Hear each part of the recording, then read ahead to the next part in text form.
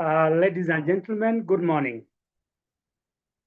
Welcome to today's insightful program entitled Practical Application and Knowledge Management Strategy Development. Allow me to give a brief introduction to this topic by looking at strategy development and linking it to HR so that we can have a clear understanding of where we are coming from. By way of introduction, we can say that a strategy is an action or game plan. It is an action plan of achieving long-term objectives of the organization. And this involves creation, sharing, utilization, and dissemination of knowledge assets. That for knowledge strategy, we go beyond creation, sharing, and storage of knowledge. Why do we say so? Because creation, storage, and the sharing of knowledge is operational. We want to make this become strategic. And how can it become strategic? It's by way of converting the knowledge we have created into strategic assets. And a strategic asset is anything that creates value. What value are we going to get from creation, storage, and sharing of knowledge? One is innovation, that we develop new ideas, new products, new systems, and improve processes. Secondly, we create value by serving our customers better. That employees who have relevant skills and knowledge are able to satisfy their customers. And three, we use knowledge management to be competitive. Competitive here means that we compare favorably with other players in the market. I also want to look at strategy as a weed. We all know that a weed is an unwanted plant in our shambas or our farms. I'm using the analogy of strategy as a weed because weeds are organic, meaning that they emerge naturally in their environment. In the context of human resource management or knowledge management, that like a weed, knowledge emerges organically from any part of the organization. That by the time we formalize knowledge management, employees will have created, shared, or even stored knowledge informally within their social cycles. And that is why we say that strategy is organic, that knowledge grows organically without the formal structures. Secondly, a weed is adaptable, that even in the worst environments, you will find a weed. In terms of knowledge management strategy, knowledge adapts to changes in our environment and sometimes very difficult environments. As we shall demonstrate towards the end, when we are talking about knowledge evolution, that a good knowledge strategy is one that adapts to its environment, just like a weed, that you may uproot a weed from one place and you will find that it is growing in the next. And that is what strategies do, that they are resilient.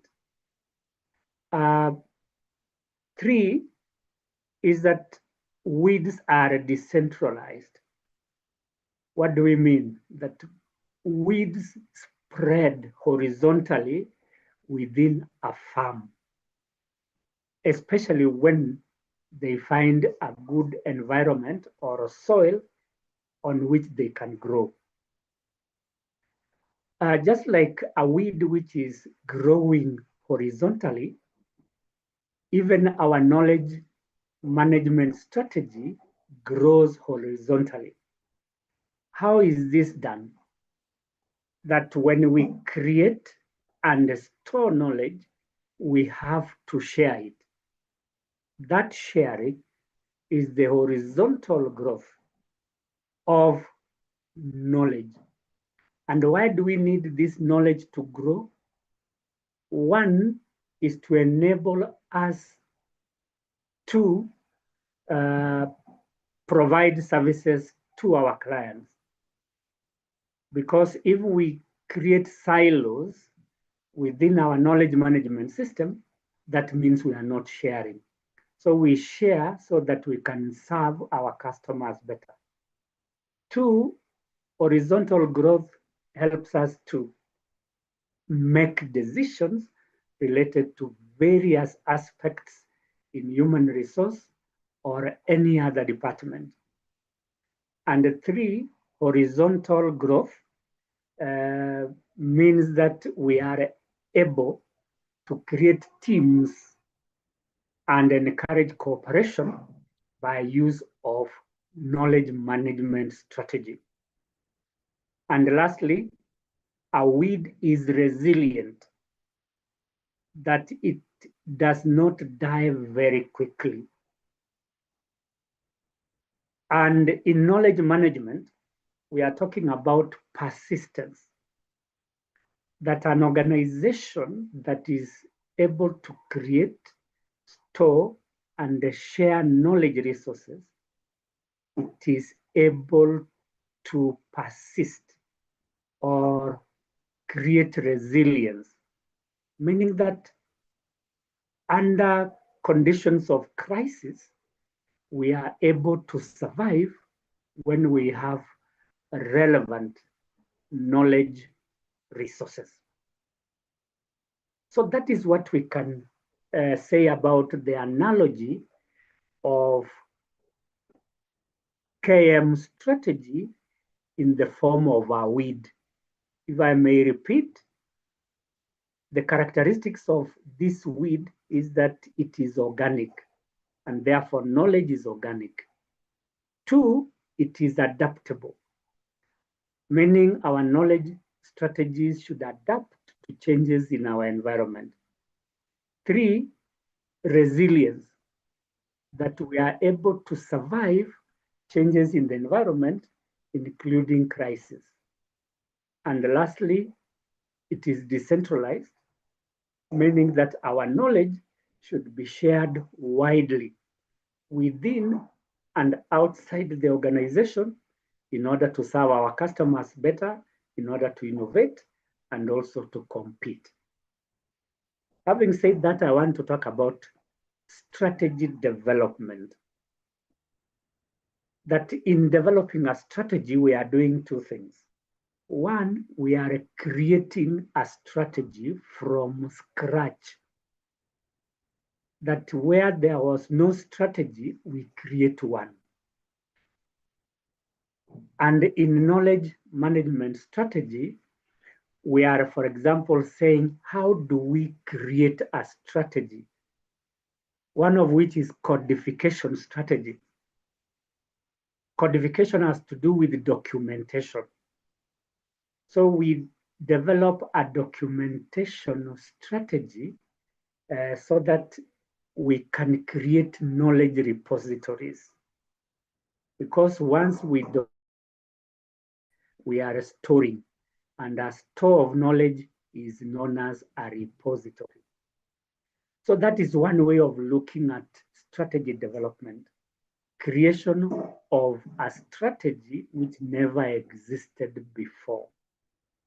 Secondly, we can look at strategy development as an expansion or making a strategy to grow.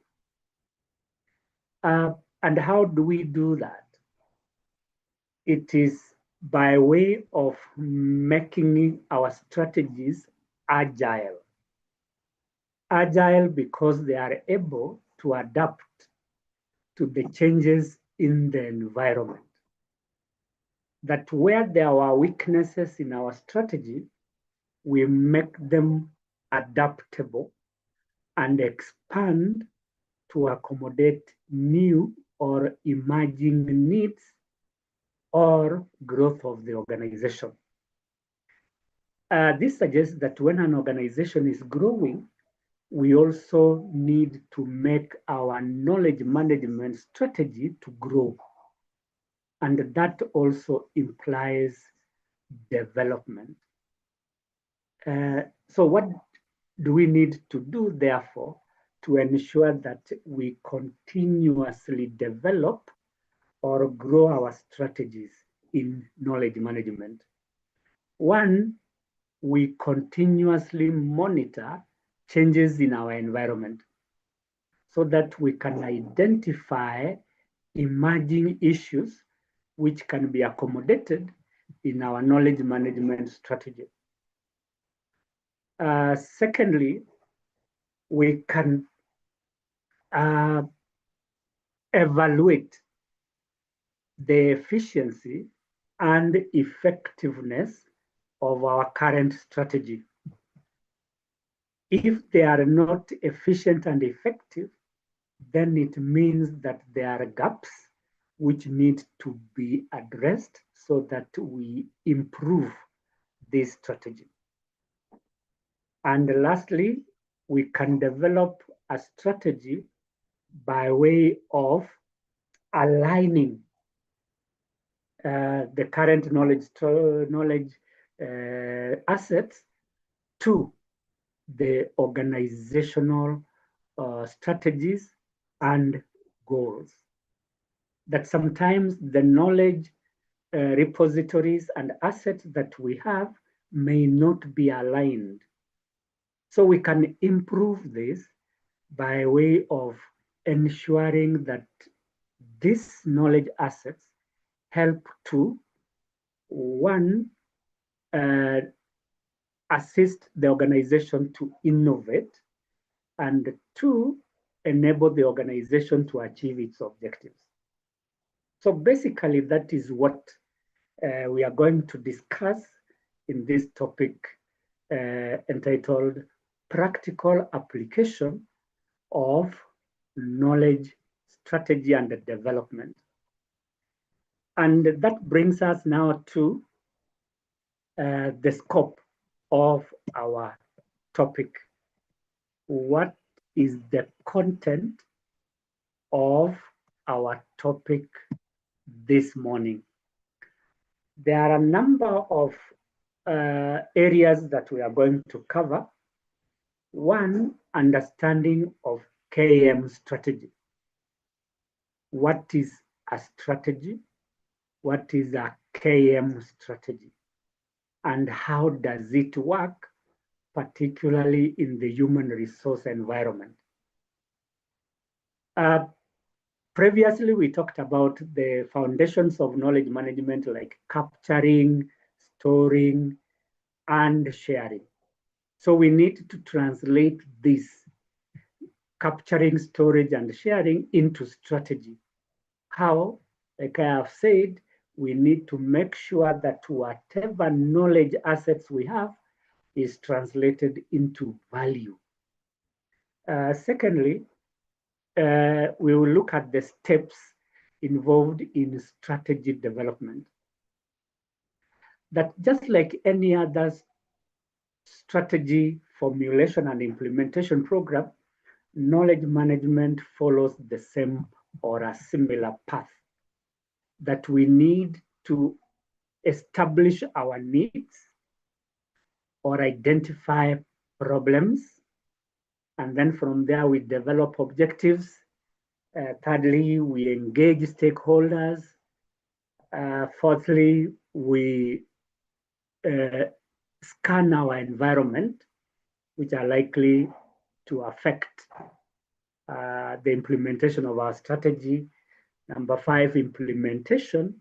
Number 6 is monitoring. And number 7 is evaluation and updating. So I will discuss these steps fairly in detail in the next few minutes. Why do we talk about steps? For 2 reasons. One, to give structure to knowledge management.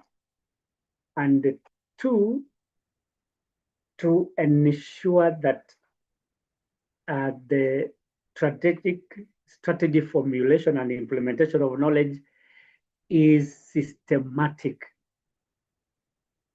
and therefore predictable. Thirdly, we will be looking at implementation of knowledge management strategy. To implement means operationalize or put into action. There are several strategies that need to be implemented in relation to knowledge capture. How do we capture knowledge? There are several strategies that you can use, for example, AI tools. Secondly, in terms of implementation,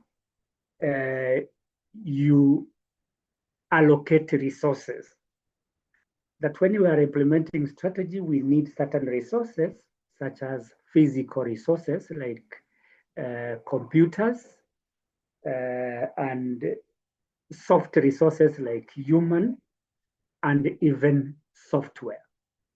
And thirdly, we need to find out who will be responsible for the implementation. That means we have to create a knowledge management team so that we know who is responsible for what, when, and how. The second last topic that we are going to look at is monitoring, evaluation, and evolving KM strategy. As it were, monitoring is a continuous process of doing what? Of collecting, analyzing, and measuring data. So in terms of knowledge management, we are going to continuously collect data about the implementation of this strategy to ensure that we are on track so that there are no deviations. Evaluation is about determining the efficiency and effectiveness of our knowledge management strategies.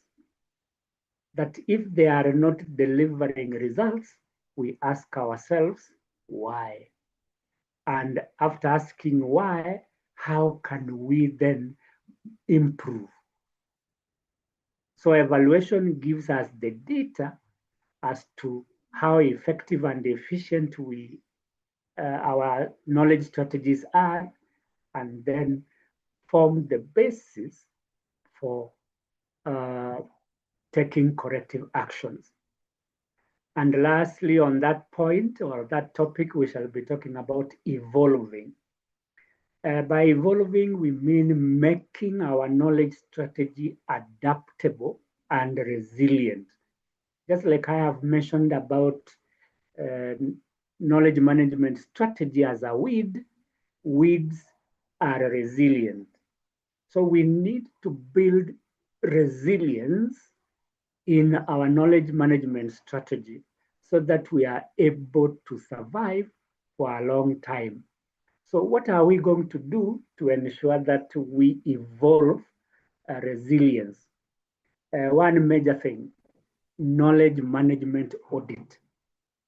We find out the strengths and the weaknesses of our knowledge management strategy and then identify gaps. And from those gaps, we are able to develop new strategies so that we make our strategy more adaptable. So evolution is about making strategy adaptable and resilient so that we continuously become productive and also compete successfully in the market. Underline successfully compete. We shall talk about that in a little while. And lastly, we will be talking about challenges in knowledge management strategy development and how we can overcome them. That in many of the processes we engage in, there are always challenges, and we should always anticipate these challenges.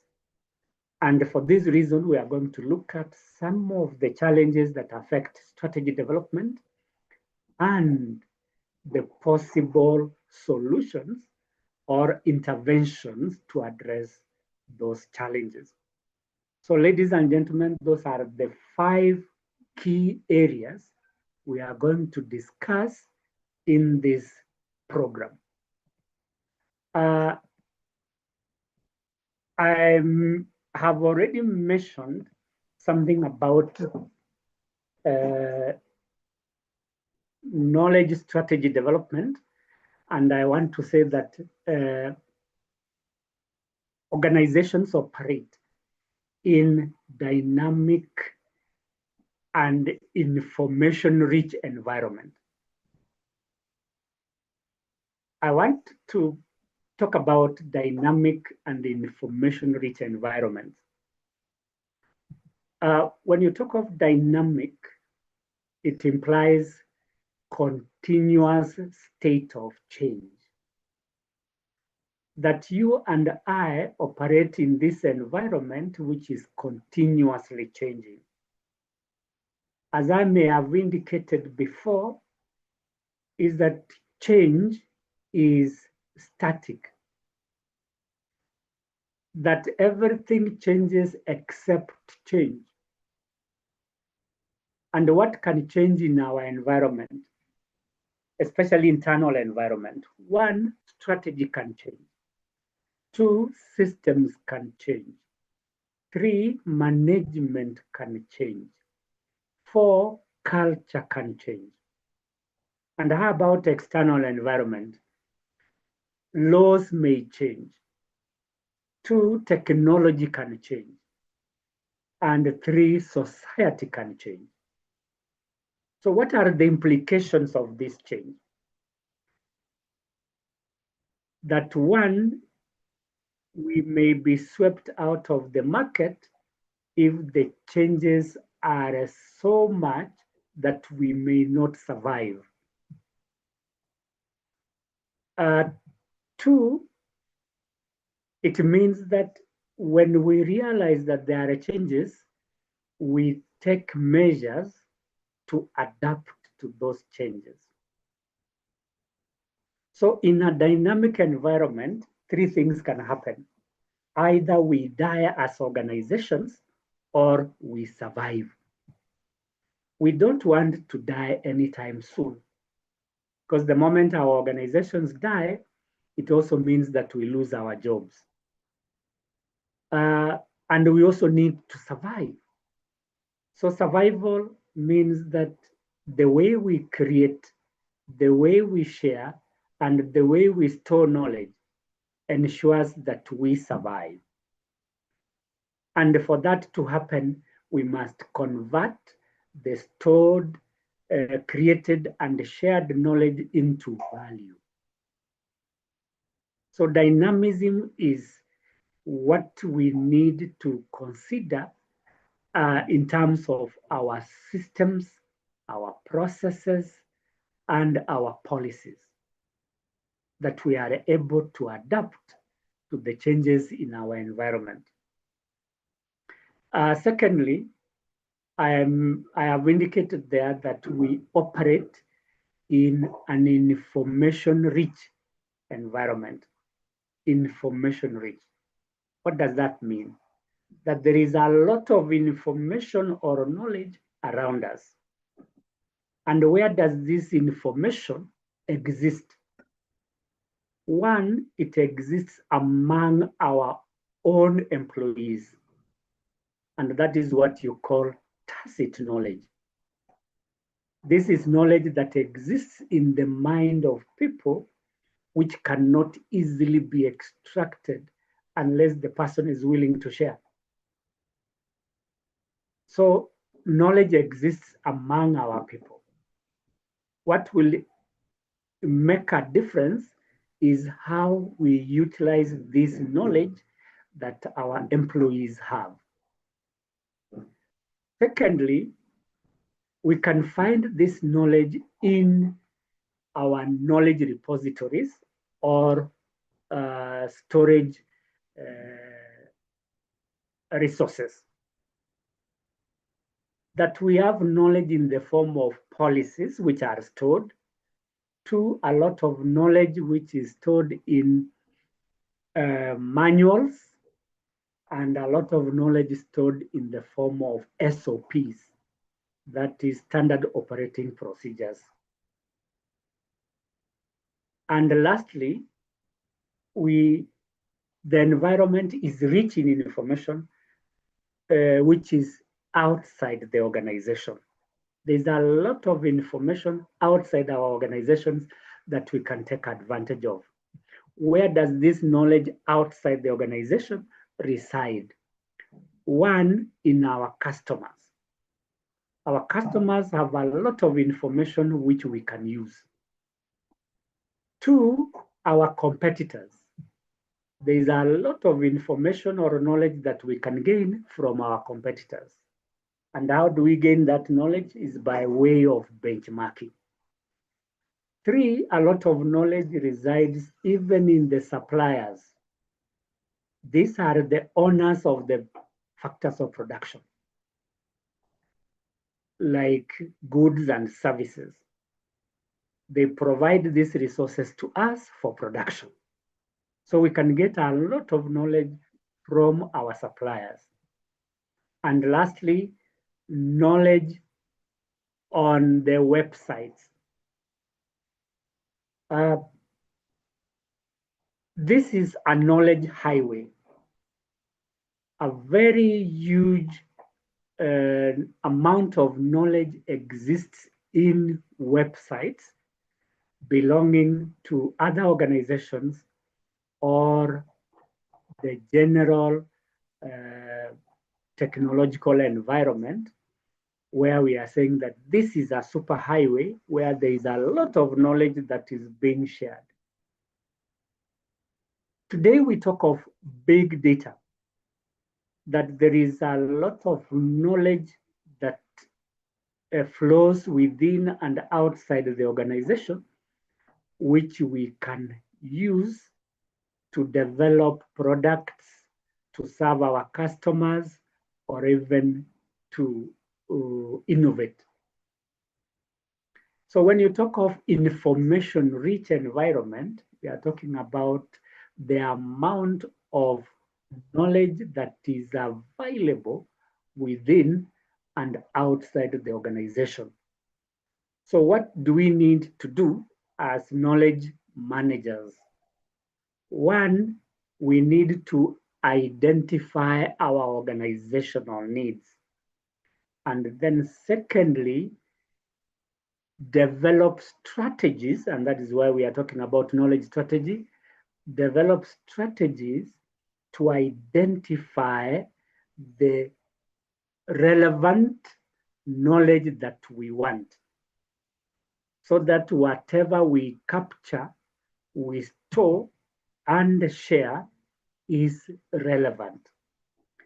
And if it is relevant, two things happen.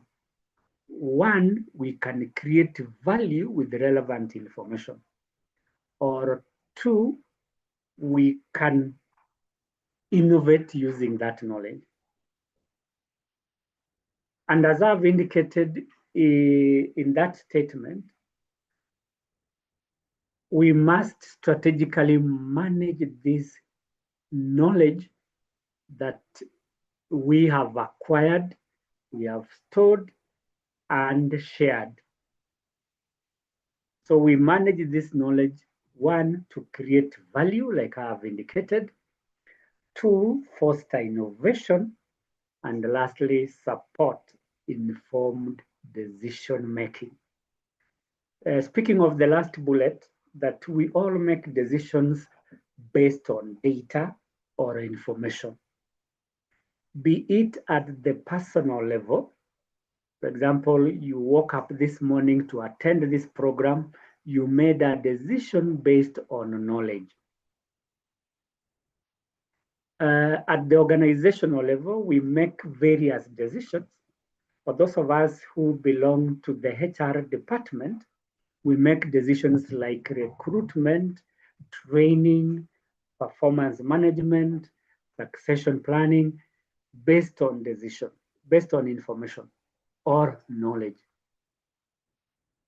So without knowledge assets, we may not make informed decisions. And that is why we talk about data-driven decisions, because we have collected, analyzed, and interpreted data on the basis of which we make decisions. And in my last paragraph, I have indicated that KM strategy development involves several things. One, clear designing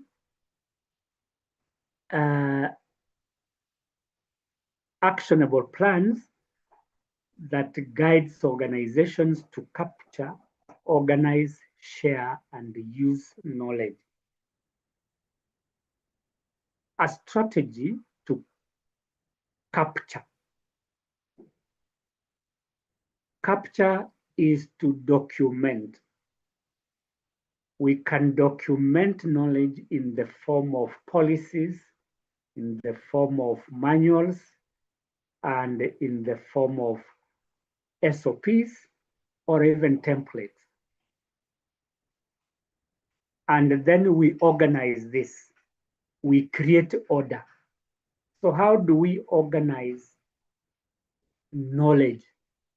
It is by way of creating files, either using a document management system, which is a filing system, or a human resource information system.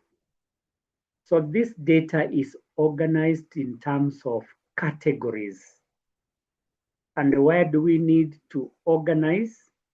It is because we want to create order and allow easy accessibility to the captured or documented knowledge resources. And another strategy will relate to sharing. Sharing of knowledge is not random. That people don't wake up in the morning and say, I want to share this and that knowledge. It must be shared on the basis of one need. Who needs this knowledge? Two, it must be shared on the basis of performance. That without sharing this knowledge, some people may not perform their activities or jobs effectively. And we share this knowledge for purposes of innovating. So we must plan on how to share, when to share, and with whom we share these knowledge resources. Just like in communication, we have to decide what information we want to convey, to who, why, when, and where. And that is where strategy comes in terms of sharing. And then lastly is the use of knowledge. that is knowledge utilization. We use knowledge for various purposes. One, to innovate, meaning to develop new ideas or products. Two, serve our customers. That all of us serve customers on the basis of knowledge. That if you don't have knowledge of your organization, knowledge of your product, knowledge of a process, it is impossible to serve customers. So we use knowledge to serve our customers. Three, we can use knowledge to survive. As I said, we need to develop inbuilt resilience in our systems. That for an organization to survive, we need those knowledge assets like skills, knowledge, and experiences. People in particular have those skills, knowledge, and experiences. So if we do not use this knowledge properly or effectively, we may lose it, especially when employees leave the organization, we lose that knowledge. And if all the good employees leave, we don't survive. Survival becomes difficult because all the valuable knowledge assets in the form of employees have left. So, what do we say about knowledge management strategy development? One, it is creating strategies that will enable an organization to create value, promote innovation, and make informed decisions. All this is intended to achieve the organizational objectives on a continuous basis. So, ladies and gentlemen, that is our brief introduction to knowledge management strategy. The first topic I indicated in the scope is understanding KM strategy. And for us to understand, we need to look at the concept of KM strategy. What is it? And I have indicated it is a systematic process of capturing, storing, and sharing and utilizing or using organizational knowledge. It is a process of systematically managing. So manage also includes planning, organizing, coordinating, and controlling our knowledge resources. Organizational knowledge is a key concept that I may want to talk about briefly. As we may all know, knowledge is a deep understanding of something. And two, there are knowledge resources that we have in our organizations, knowledge resources. So what are these knowledge resources? One is the document that we have in our storage. Two is the skills, knowledge, and experiences of our people. And four are the practices, processes of our organizations to produce goods and services. So In the definition, we are talking about how we can effectively and efficiently utilize these three types of knowledge. One, documented knowledge in the form of policies and processes. And two, in the form of skills, knowledge, and experience of our people, which we called tacit knowledge. So to summarize it, organizational knowledge is about two things: explicit knowledge, which is documented, and tacit knowledge, which is experiential or knowledge that exists in people's minds. And this is what we should systematically manage. And by systematically managing, we mean that the way we capture, the way we store, and the way we share those knowledge resources. They must be strategic in nature. Secondly, to understand knowledge strategy is its strategic purpose. That the purpose of knowledge strategy is to align our knowledge management efforts with the mission and the long-term vision. Organizational mission refers to the purpose of existence, the reason for doing business, or the business you are engaged in. All of us come from different organizations with different missions. So the mission is the purpose. Why do you exist?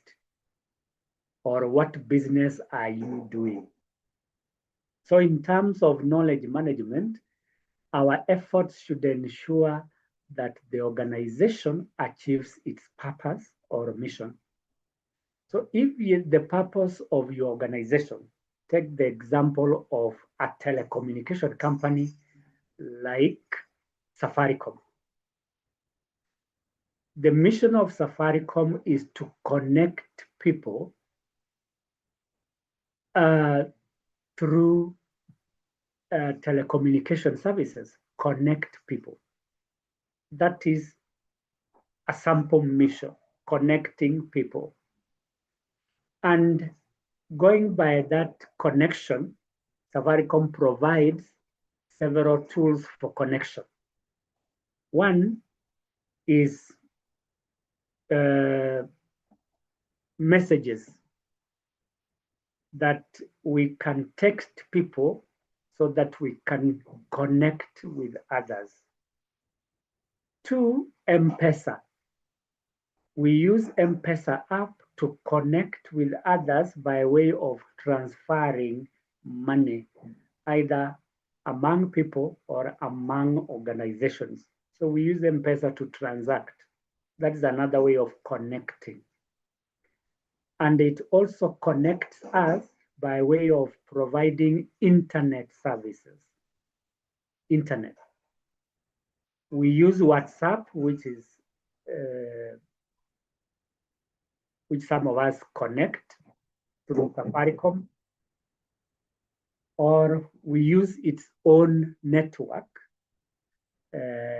fiber or digital, to connect with others. So where does knowledge management come in? That when we connect with people, we are transferring knowledge or sharing knowledge or creating knowledge. For example, when you and I send a text, we are sharing knowledge or we are creating knowledge. And that is where the connection comes in. So if the mission is to connect, all the knowledge management efforts should help to achieve that mission. And this can be applied in your organization because we are talking about practical application of knowledge management strategy development. So you can apply knowledge efforts like capturing, storing, and sharing to achieve the mission. Still on that point of strategic purpose is the long-term vision. A vision is the position or status of an organization it wants to occupy in the future. And therefore, it is the aspiration of an organization. That is where it wants to be in the future. Many of our organizations have a vision of being market leaders, to be a leader, meaning that you are the best compared to the others, either in terms of products, in terms of technology, or in terms of human resources. So to occupy that leadership position, we need to cultivate a learning culture where knowledge is shared freely and openly, and then used in a way that brings value. That we cannot achieve our vision if we cannot utilize our knowledge resources in an efficient and effective way. Let me bring it down to human resource management. That by use of knowledge management, how do we achieve the corporate vision? So if the vision of our organization is to be a market leader in the provision of mobile telephone services, an example, any organization, mobile telephone services. What will be the role of a human resource manager in achieving this vision of being the best? One is hiring, utilizing, and retaining high quality employee or talent. High quality. What are the indicators of quality personnel? One, they have relevant skills. Two, they have relevant knowledge. And three, they have relevant experience. If you remember what we said about knowledge resources, they are tacit and explicit. Human resources have tacit knowledge in the form of skills, experience, and knowledge. Tacit knowledge. So as HR managers, we hire employees with the tacit knowledge to achieve that vision of being a market leader in the provision of mobile telephone services. Without qualified people, we cannot achieve that vision. And that is the strategic purpose of knowledge management strategy. Three, the scope. What does knowledge management strategy cover?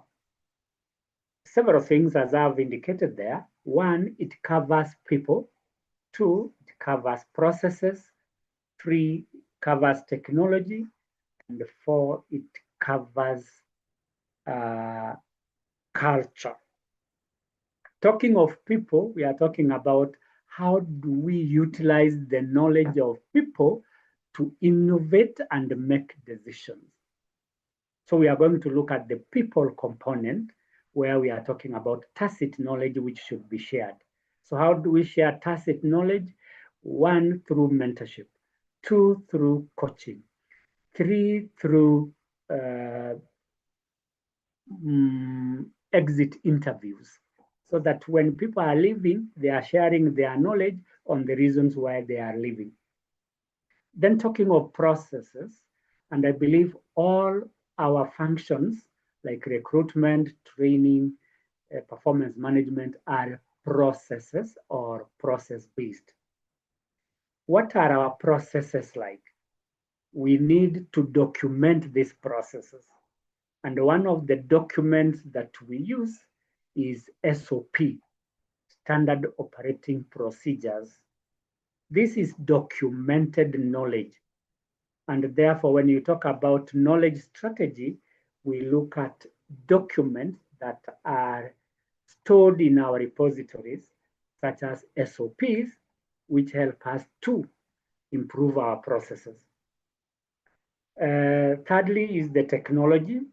Technology can be in the form of software, hardware, or humanware.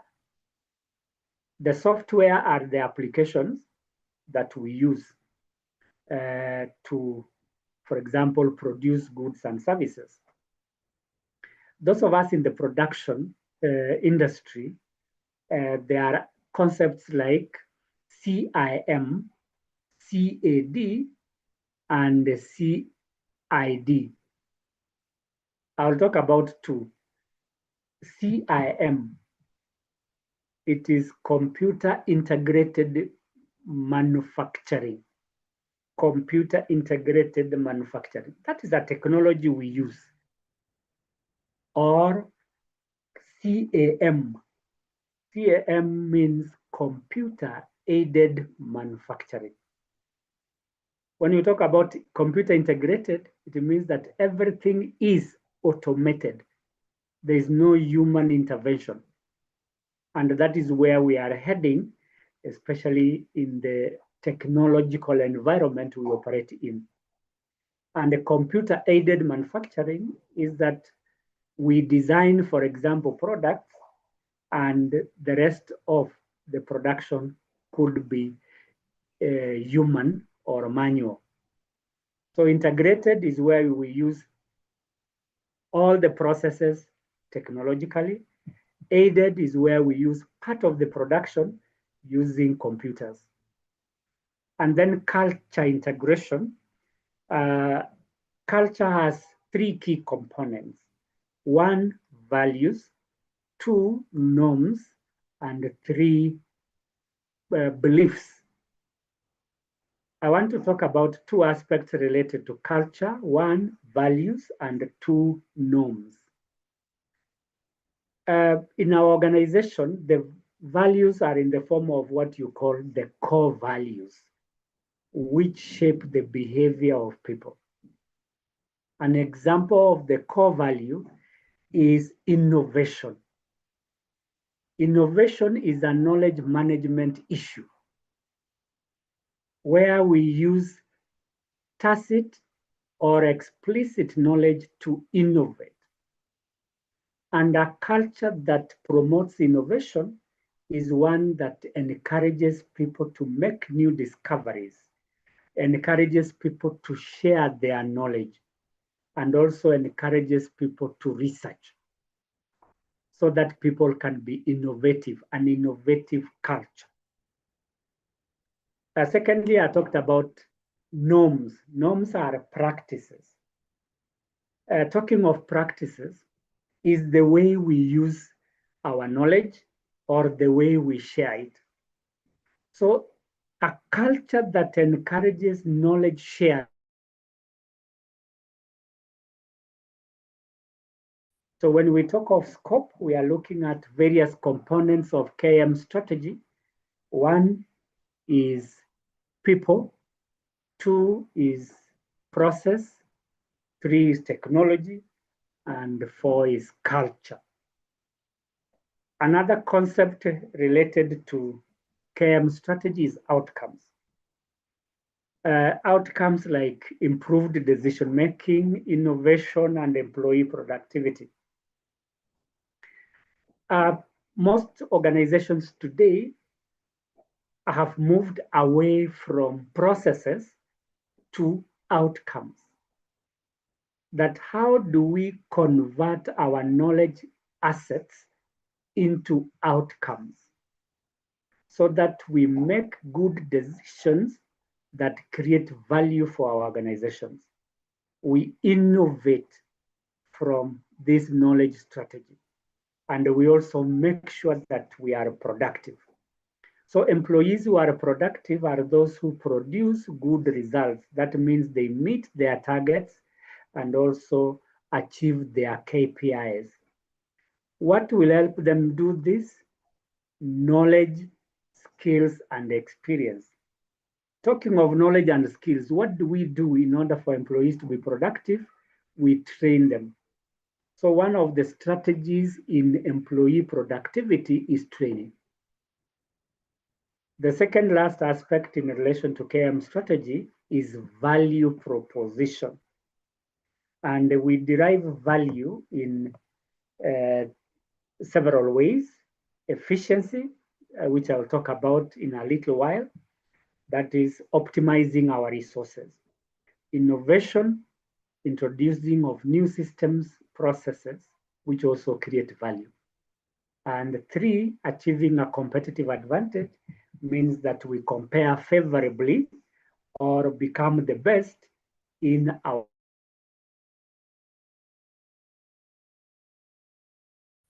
And lastly, stakeholder identification. When we shall be talking about the process of strategy implementation, we shall be talking about stakeholder involvement. That stakeholders are the people who have an interest in our organizations. So who are our stakeholders? They are both internal and external. So the internal stakeholders are employees, managers, and board of directors. External stakeholders are our customers, are our suppliers, the community, and also the government. So who are these stakeholders who are likely to benefit most from our KM strategy? The most and immediate stakeholder is the employee. That whatever we do in knowledge management strategy, it should benefit the employee. How? By creating new knowledge. 2, by facilitating them to perform their duties, and also by way of engaging them so that they can remain in the organization. So stakeholder identification is important so that we can know who needs what knowledge and how much. Because as I said from the beginning, not everybody requires all the knowledge. No, the knowledge sometimes may be need-based, so that we give or share knowledge on the basis of need.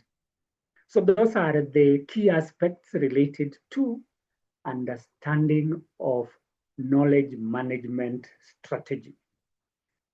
What are the components of KM strategy? Excuse me. One is the vision and the goals. I've talked about vision, that this is the future position of an organization. Goals is what we want to achieve either in the short, medium, or long term. And therefore, when we formulate a knowledge management strategy, it must be geared to attainment of the vision and the corporate goals.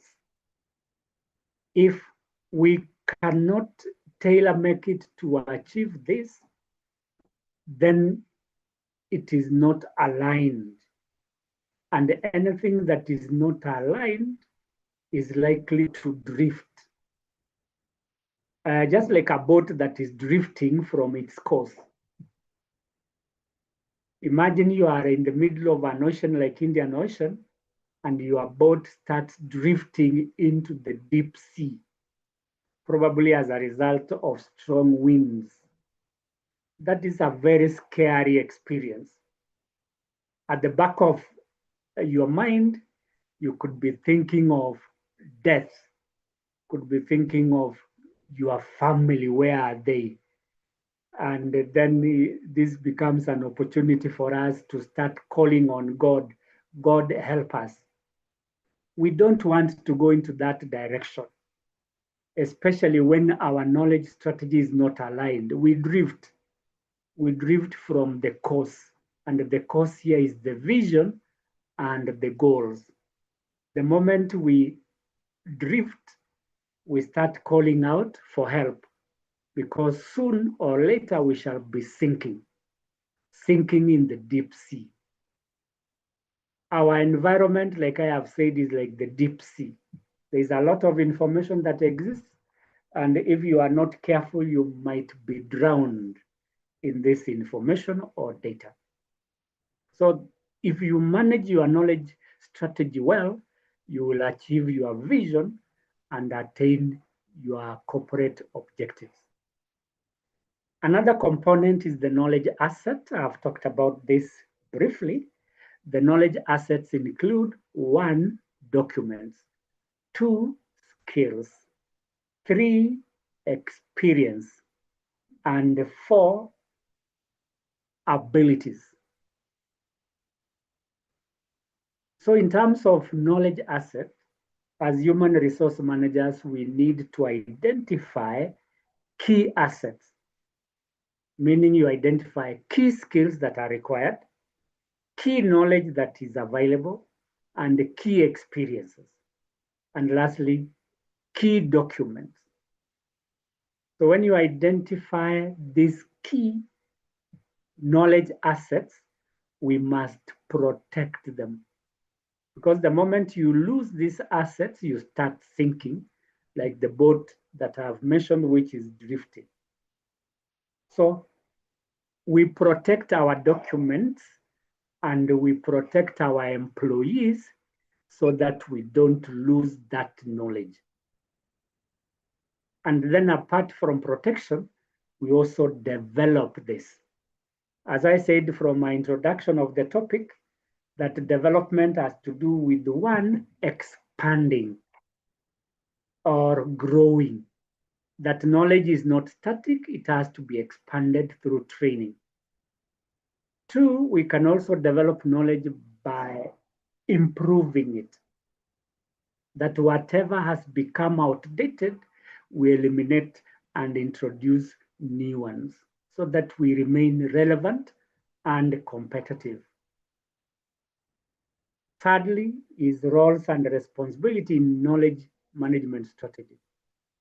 That once we have created, we have stored and shared knowledge, we need to assign people duties on creation, storage, and sharing. And these are the knowledge management champions, the people who will promote knowledge creation, knowledge storage, and knowledge sharing, so that we can have effective implementation of these knowledge resources. Meaning that we may need to create a structure within our organization to show the component of knowledge management. What does that mean? That, for example, currently we have a recruitment and selection section, 2, learning and development, 3, employee relations, among others. So what do? We introduce another section, which means knowledge management, if it cannot be put under learning and development. Some people call it L&M, learning and management. So that learning becomes a source of new knowledge. And the management is the way we organize, the way we share, and the way we utilize knowledge. So if you have a section within HR of learning and development, the members of this section could be the champions of knowledge management strategy, so that we ensure that we acquire strategic knowledge, we store strategic knowledge, and we share strategic knowledge. And that will be the responsibility of L&M section, learning and management section. Others could call it L&D, learning and development. The fourth component of KM strategy is audit. Audit is a process of evaluating, analyzing, and assessing. What do we analyze, assess, or evaluate? 1, practices. 2, policies. And 3, systems. I want to talk about knowledge audit in terms of those 3. 1, a policy. Do we have a knowledge management policy in our organization? Some of us have what you call communication policy. That may not be the knowledge management policy I'm thinking about. So there should be a clear knowledge management policy, especially now that we are talking about knowledge being a strategic asset. Unlike communication, which is basically sharing information or transmitting information. So when that becomes a strategic tool, then it becomes a knowledge strategy. So we need to develop a policy on knowledge management so that whatever we do, we are guided by that policy. Secondly, I mentioned process. What is the process of knowledge capture, knowledge storage, and knowledge sharing? And lastly is system. Do we have a knowledge management system or digital tools that we can use to capture, share, and disseminate knowledge? What are these tools? Like learning management system. 2, document management system. Or 3, human resource information system. So all these systems help us to identify the efficiency and the effectiveness of our knowledge management. The other component is KM tools. As I've indicated, these relate to the platforms that we use to capture, store, and share knowledge. And one of the platforms that we may have is a cloud computing system where we store knowledge. Cloud computing for storage, like Google Drive. Secondly, another platform could be learning management system, where we capture new knowledge, store that knowledge, and share that knowledge. Another platform could be social media, like Facebook, WhatsApp, YouTube, among others. These platforms help us to capture, store, and share knowledge. Those of us here on LinkedIn, for example, this is a professional platform where we share our knowledge or capture knowledge or store knowledge. This becomes a very important tool for managing knowledge. The second last component are the roles and responsibilities. This is again repeated. I'll talk about the last one there, is measurement framework. Measurement requires that we evaluate the efficiency and the effectiveness of our KM strategy. That this measurement or evaluation will give us indicators of how well or poorly we are doing in knowledge management. And when we monitor, we are tracking performance and how impactful the knowledge captured or shared is in relation to the vision, mission, and organizational objectives. You remember we talked about outcomes. The impact may relate to those outcomes. So those are the key components related to KM strategy. That we need to understand these components before we engage in KM strategy development. To that point, I want to invite us to ask questions in relation to one, our topic. The topic is practical application and knowledge management strategy. And the second aspect we have discussed is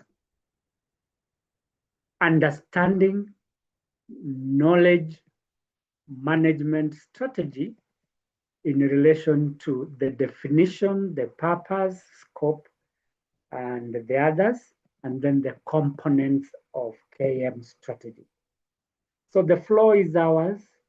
If you are ready with a question, please go on or share your experience in relation to what we have just covered.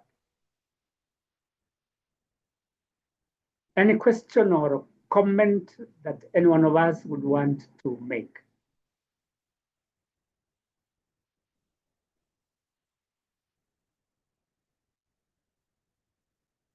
From my end, I can see we are around 14.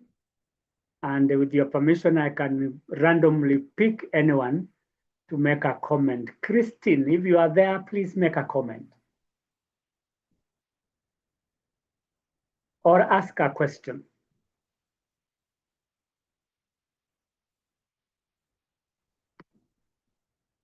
Okay. Esther, if you are there.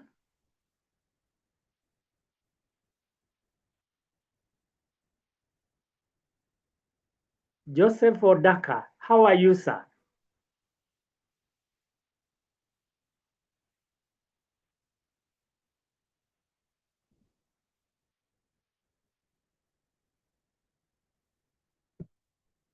I can see you, but I can't hear you. If you can unmute your mic, Joseph. Okay. On my left side, I can see Unia. Unia, how are you? If you can make a comment or ask a question, I'll be glad. I am fine, thank you, sir. And I don't have a question, neither comment. I'm just about internalizing this information. Thank you. Thank you, Unia. If there is no question or comment, I propose that we move to the next part. And this next part is KM strategy development. As I indicated in my introduction, strategy development is formulating a KM strategy and implementing it. And for purposes of this presentation, I've given a step-by-step process of developing this strategy so that one, we create consistency, and two, we give structure to this process. Otherwise, if there is no structure or step-by-step methodology, then we run the risk of being confused and failing to attain the objective of knowledge management strategy. So what is contained in this process? There are several steps.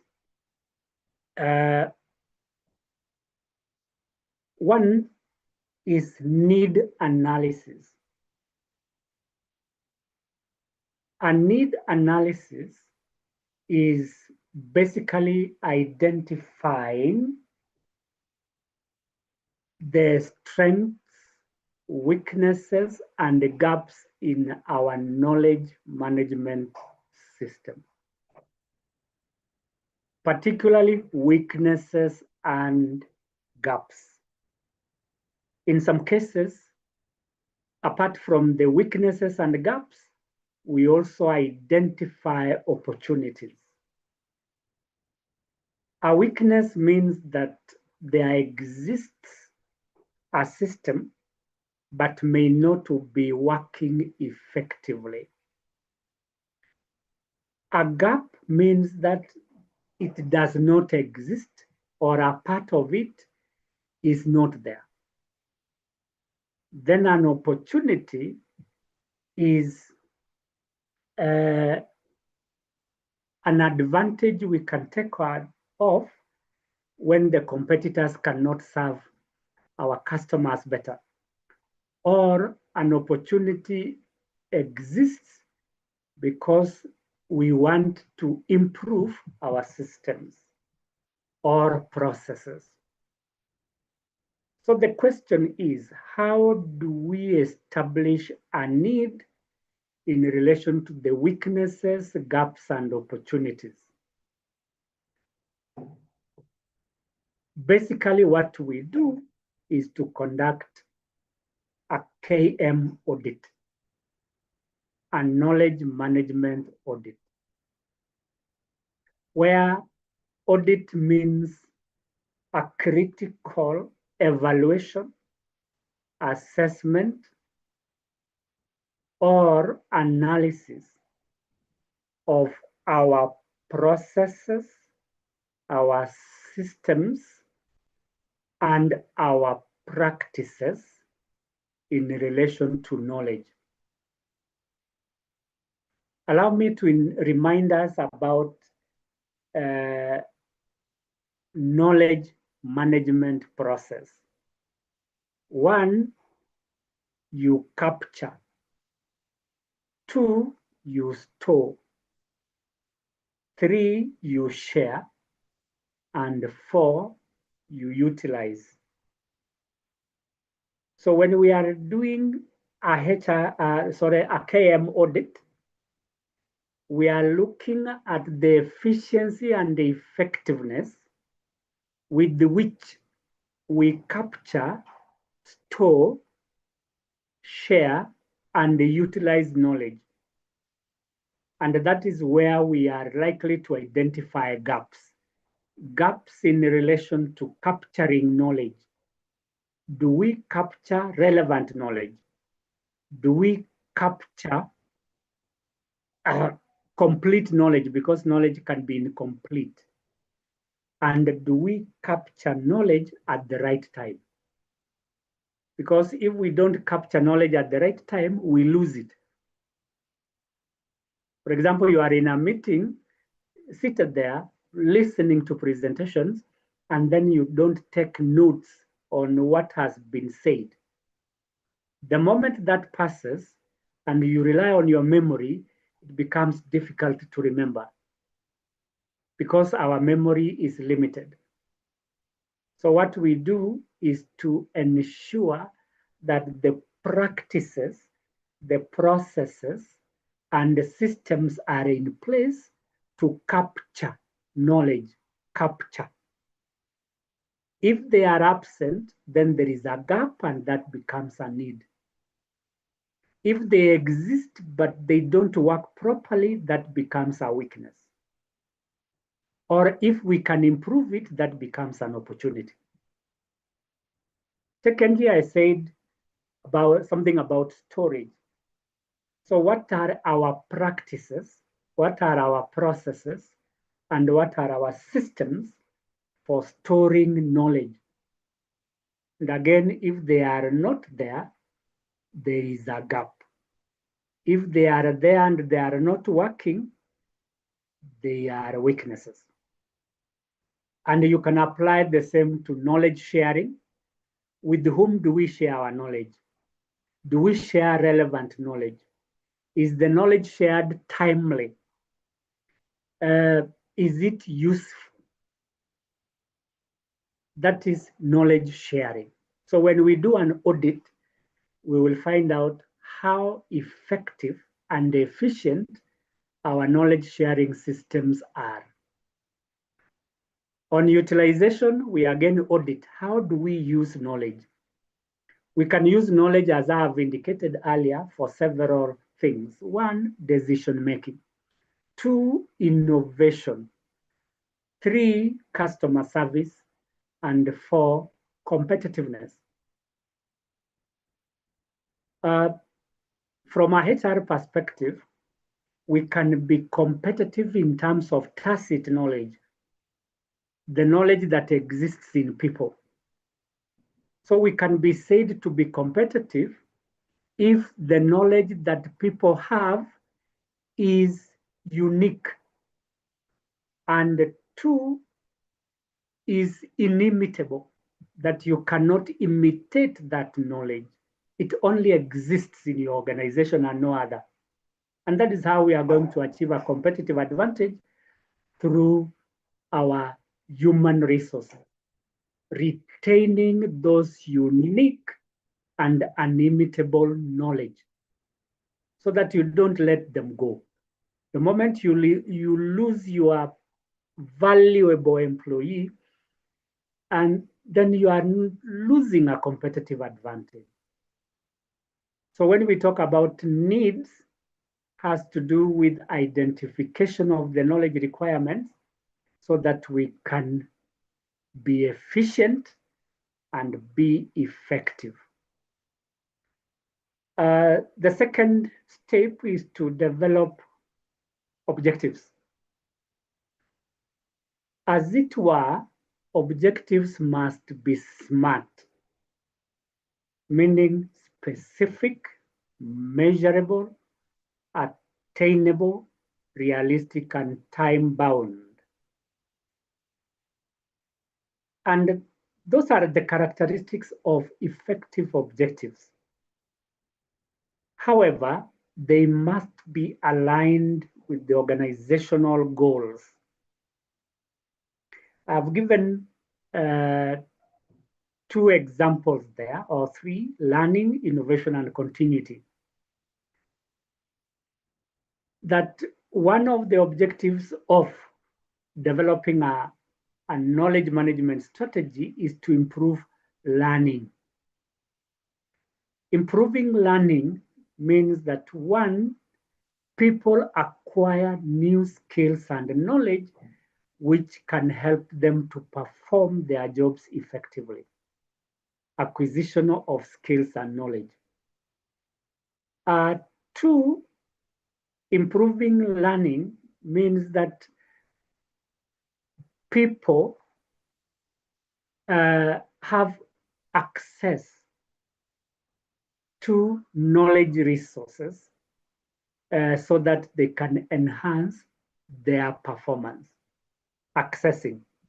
So we must ensure that employees access our knowledge resources through the use of various systems like learning management system.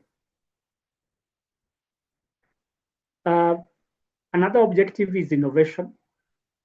innovation is not only limited to development of new products, it also relates to creation of new ideas or development of new systems. So objectives must be specific to all the three key aspects: improving learning, innovation, and lastly, continuity. Allow me to talk about continuity in terms of business continuity.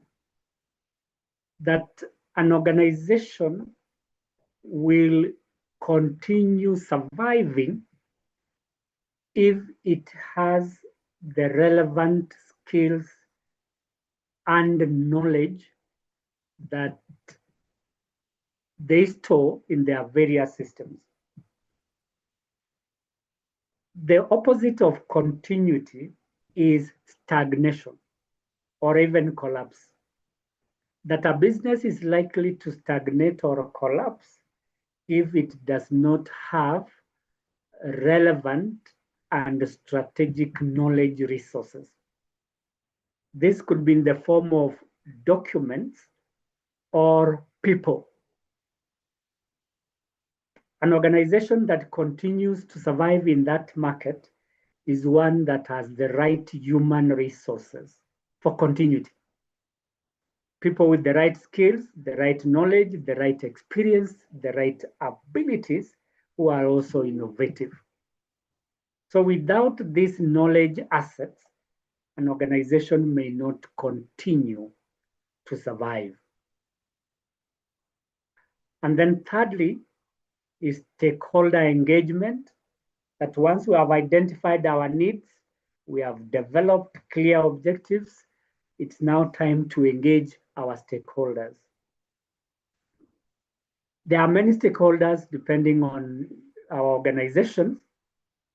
One are our employees, irrespective of their station or department. So they could be in finance, they could be in ICT, they could be in marketing, they could be in operations. Employees must be brought on board. Why do we bring them on board? For three things. One, to obtain their input. Like I said from my introduction, that strategy is like a weed. It grows anywhere, everywhere, at any time. That irrespective of the position of staff, they can contribute to KM strategy.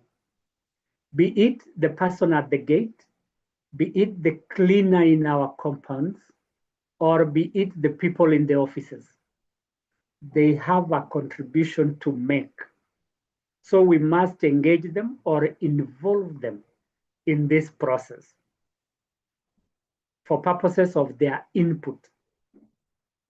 Secondly, we engage them to obtain their buy-in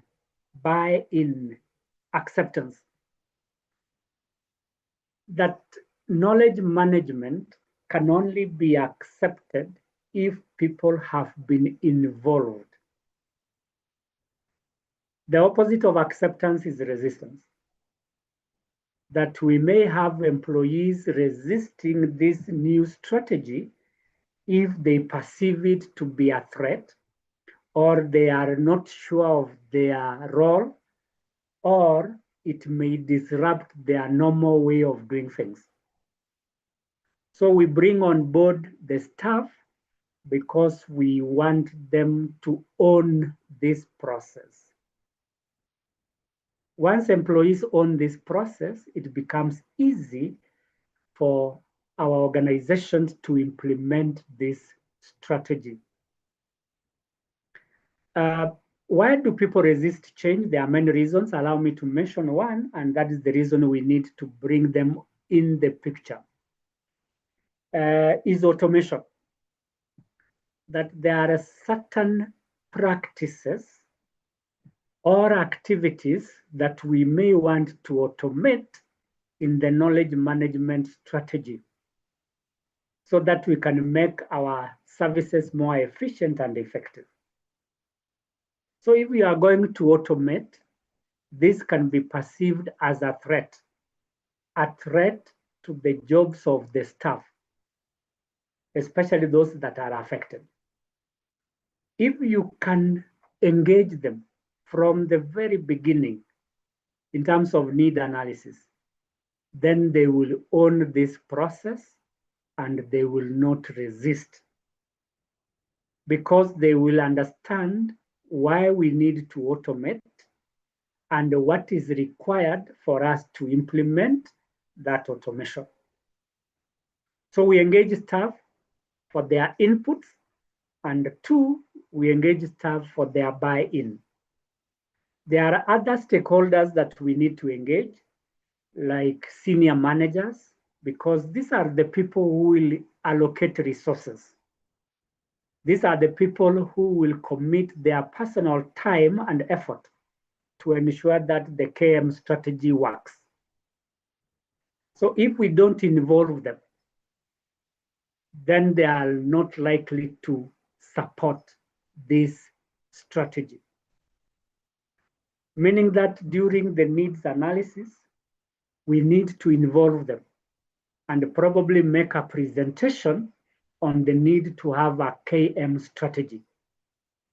So that proposal to the senior managers will help to obtain their commitment in terms of resource allocation and their personal time. The next step is gap identification. That when you compare between the existing and required knowledge assets, you will identify a gap. And this gap is in terms of elements in the knowledge system that are missing or are poorly shared. As I mentioned, a gap exists when something does not exist. And that's what you call missing. There could be a missing policy, a missing system, a missing person, a missing procedure. And these are the gaps that we want to identify so that we can make our knowledge management strategy more efficient and more effective. The next step is strategy design or formulation.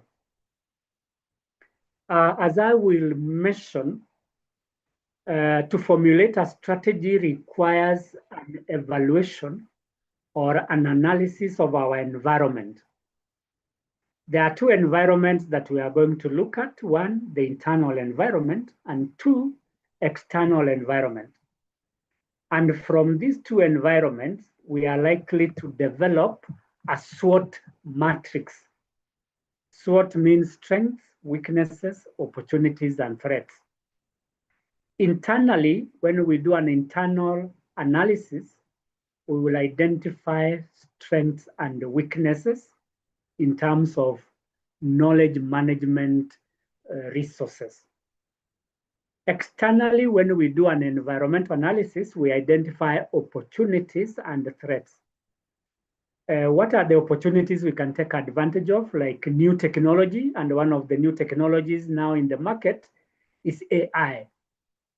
So that when we design our strategy knowledge management, we look at how AI can be used in terms of knowledge capture, knowledge storage, knowledge sharing, and knowledge utilization. And at the same time, that external environment can be a threat, meaning that it can cause failure or make an organization to be vulnerable.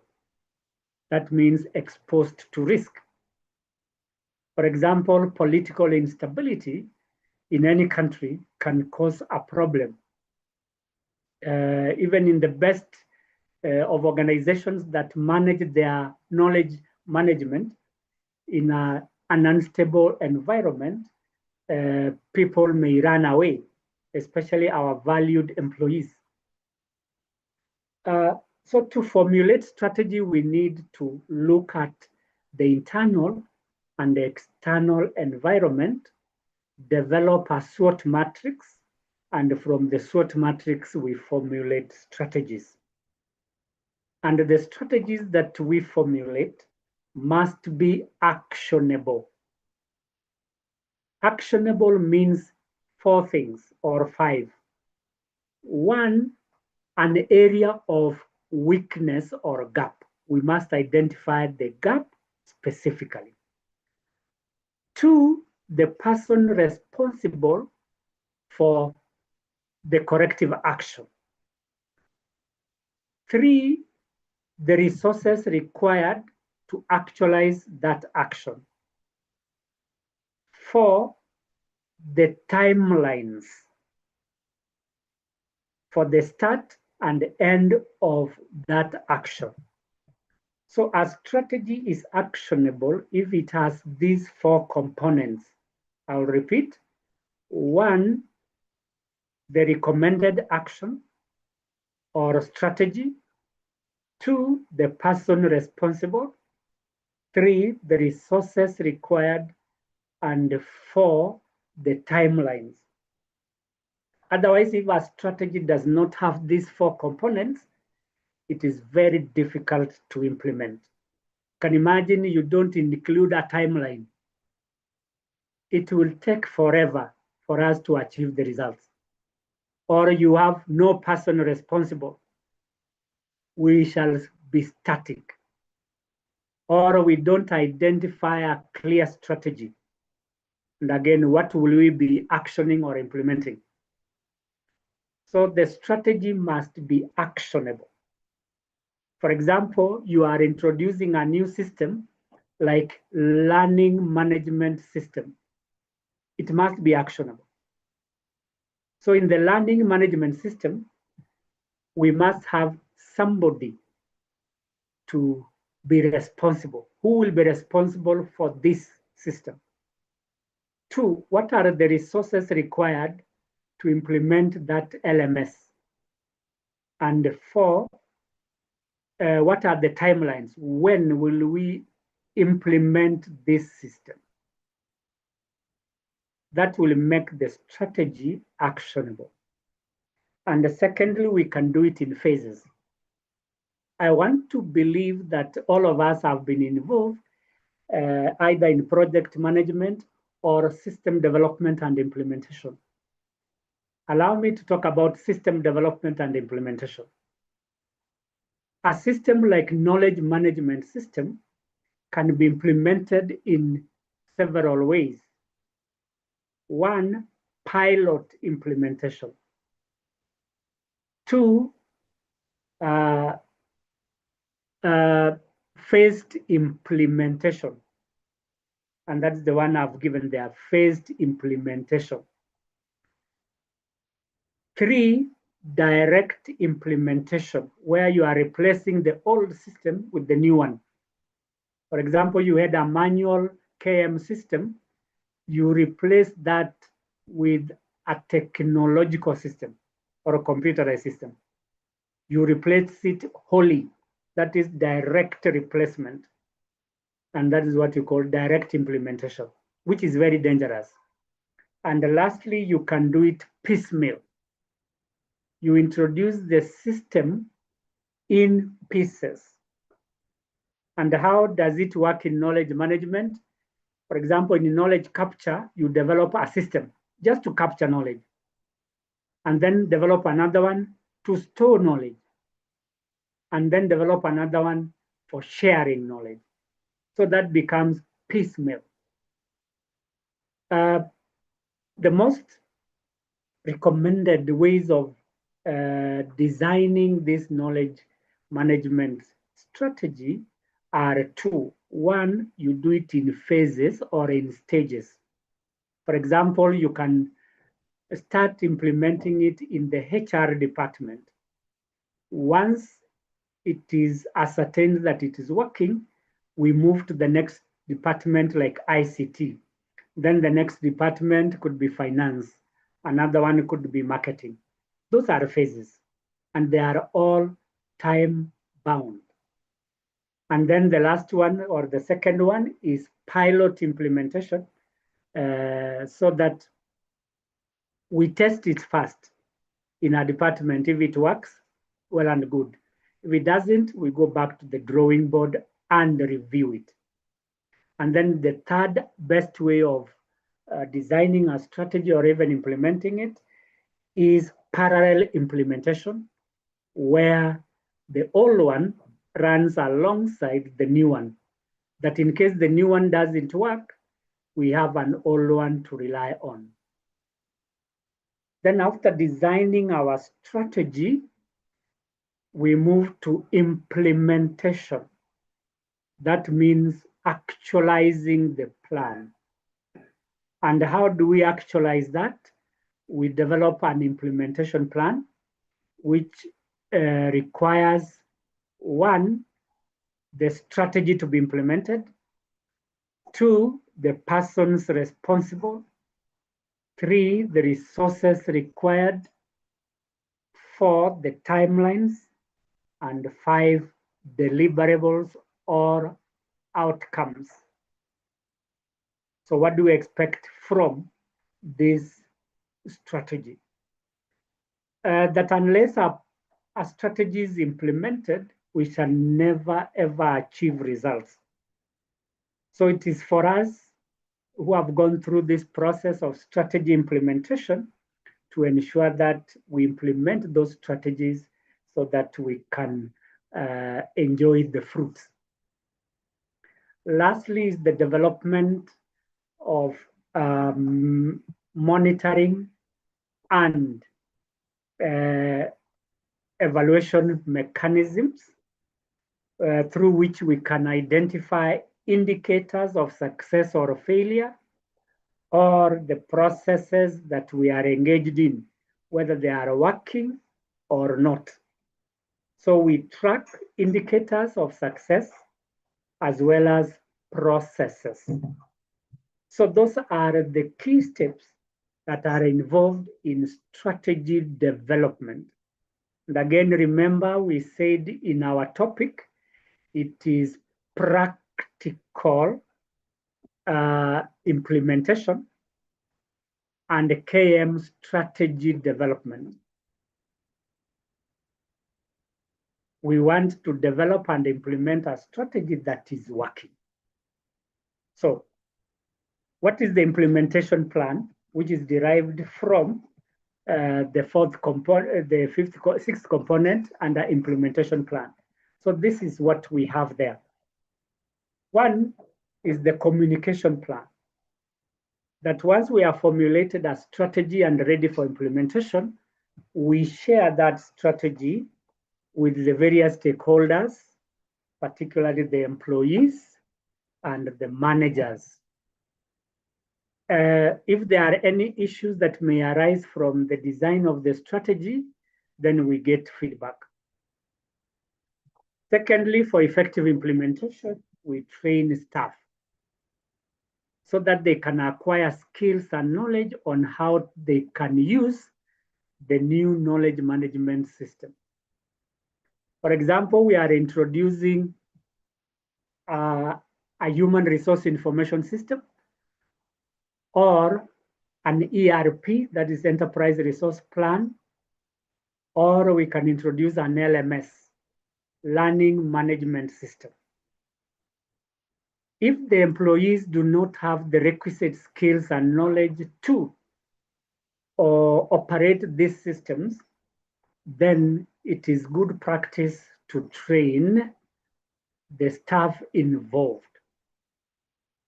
Otherwise, the system can be bought, installed, and it becomes a monument. A monument in the sense that it is not used for any meaningful purpose. So we should train staff so that they can use the system to capture, to share, and store knowledge. The other key element on implementation is the adoption of technology. Technology has revolutionized the way we do things, including managing knowledge. So we do things like decision making. We do things like marketing. We do things like designing products. We use technology. In terms of knowledge management, we are using technological tools which are digital. So which are these digital tools? One, AI, that is artificial intelligence. This is software that imitates human intelligence. So we use AI, we can capture, store, and share knowledge or improve that knowledge, because we are talking about improvement as well. Another digital tool is DMS, that is document management system. This is a technology that helps us to store, share, and capture knowledge, digital. That whatever records we are storing, like documents, for example, employee files, can be stored in this DMS, document management system, so that it becomes easier for us to access or retrieve information related to the employees. Another digital tool is cloud computing, where we are storing all our data in a cloud. An example of a cloud is the Google Drive, where we buy space for purposes of storing that knowledge or database. And why do we use cloud computing? One, it is a centralized repository where knowledge can be accessed very easily. Two, it is safe. There is quite a lot that goes into the safety of this cloud computing, and I'm sure Google cannot want people to access knowledge which is stored by an organization through unauthorized access. So there are very high safety standards in cloud computing. There are others like telephone or mobile telephones, which are digital tools, which we can use to capture. How do we use mobiles to capture? We can take photos. We can record conversations, or we can take videos. All these are tools that we can use to capture, to share, and also to store knowledge. And that is why we are encouraged that we leverage on technology. I hope that with time, even our government will adopt these digital tools. For example, for the police officers, we have body cams. These are body cameras that in case there is a problem in the field, when the police are conducting their duties, the cameras are able to capture the situation so that we do not have problems of trying to verify what happened, where, and how. And this has happened elsewhere in developed countries like America. And we can leverage technology. Those of us in project management, we can also leverage on these tools. That somebody is in the field, how do you ensure that they are doing their work in that field? We have digital tools to do that. And then promote participation. I mentioned earlier on that stakeholder participation is key for two reasons. One, getting their input, and two, ensuring their buy-in. As I have indicated in my explanation, that stakeholder participation encourages knowledge sharing. When people participate in decision making, they give their inputs, and that is part of knowledge sharing. And in some cases, when we create communities of employees within an organization, this is where people come together to share their knowledge. That also becomes a way of participation. And lastly, effective implementation requires that we monitor progress. The moment you stop monitoring, you will never know when things changed. And we always want to be on top of our game by ensuring that we adapt to changes. And then when we adapt to changes, we ensure continuous improvement. So as HR managers in charge of knowledge management strategy, we must track the way we implement our strategies for continuous improvement. As HR managers, we can integrate knowledge management into our workflows. I'm sure all of us perform all the HR functions like recruitment, training, performance management, employee relations, as well as health and safety. So where does knowledge management come in all these functions? I've highlighted 5 areas. There could be more. One is we use knowledge management during onboarding. Onboarding starts before the employee reports to the organization. And how do we do it? We share documents, for example, policies, manuals, and SOPs, so that they can be prepared to come to the organization and start working. So those documents which are shared before the employees report is part of onboarding, and is also part of knowledge management. That we don't want the employees to report, and that is when we bombard them with a lot of learning materials which may not be learned within the short time of onboarding. Still on onboarding, we also introduce the new employees to the organizational culture. We also introduce them to the working environment. This introduction creates learning, and that learning is part of sharing of knowledge. So if we want our onboarding to be effective, we need to understand that we are sharing knowledge, and it must be efficient and effective. Why onboarding sometimes fails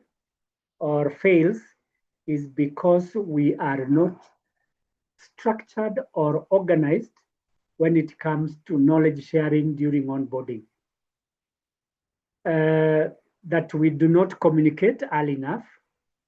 2, we bombard the employees with a lot of knowledge when they report, and that we don't measure whether or not the employees have learned about the organizational culture and that they are able to work or to start working immediately. So what do we do to make this effective? 1, we must create a schedule of onboarding. And then after onboarding, we create a buddy system, buddies, B-U-D-D-Y, where we are partnering more experienced and knowledgeable employees with the new employees so that they can continue sharing their knowledge, because a new employee may not know a lot. This also becomes the part of the social and the psychological support system. That when a new employee comes to an organization, he or she is anxious.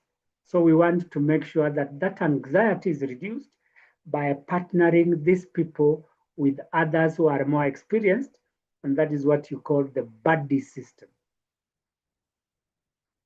Secondly, we can integrate KM into HR by supporting learning and development programs. How we develop knowledge management tools. Which are these tools? I can mention one, that is LMS, Learning Management System. This is a system where we capture, store, and share learning materials such as learning programs, 2, manuals, 3, policies, and 4, SOPs, that is standard operating procedures. That at any time an employee wishes, he or she can log into this LMS and learn something.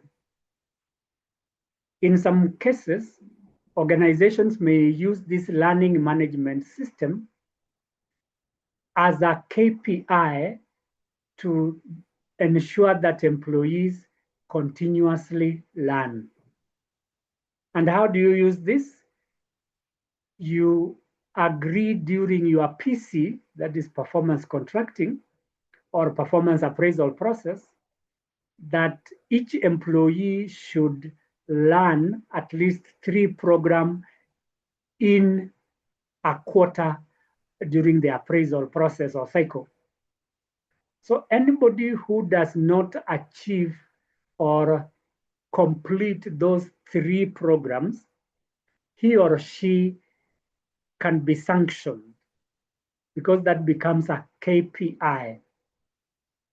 And in this way, we encourage people to learn continuously through the adoption of a learning management system, which is also a KM tool.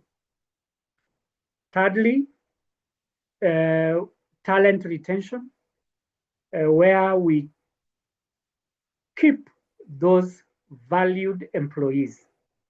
Valued employees are those who have relevant skills, knowledge, and experience. And that is what we call tacit knowledge. These are the people to be retained and ensure that before those people leave, they share their knowledge. So how do they share their knowledge? Is through mentorship and coaching. That will enhance talent retention. Because talent is not necessarily the people, we also have the skills and knowledge. And then we also align knowledge management with performance reviews. Where does this come in? When we have those review meetings, we sit with our employees and set objectives, set targets, and KPIs.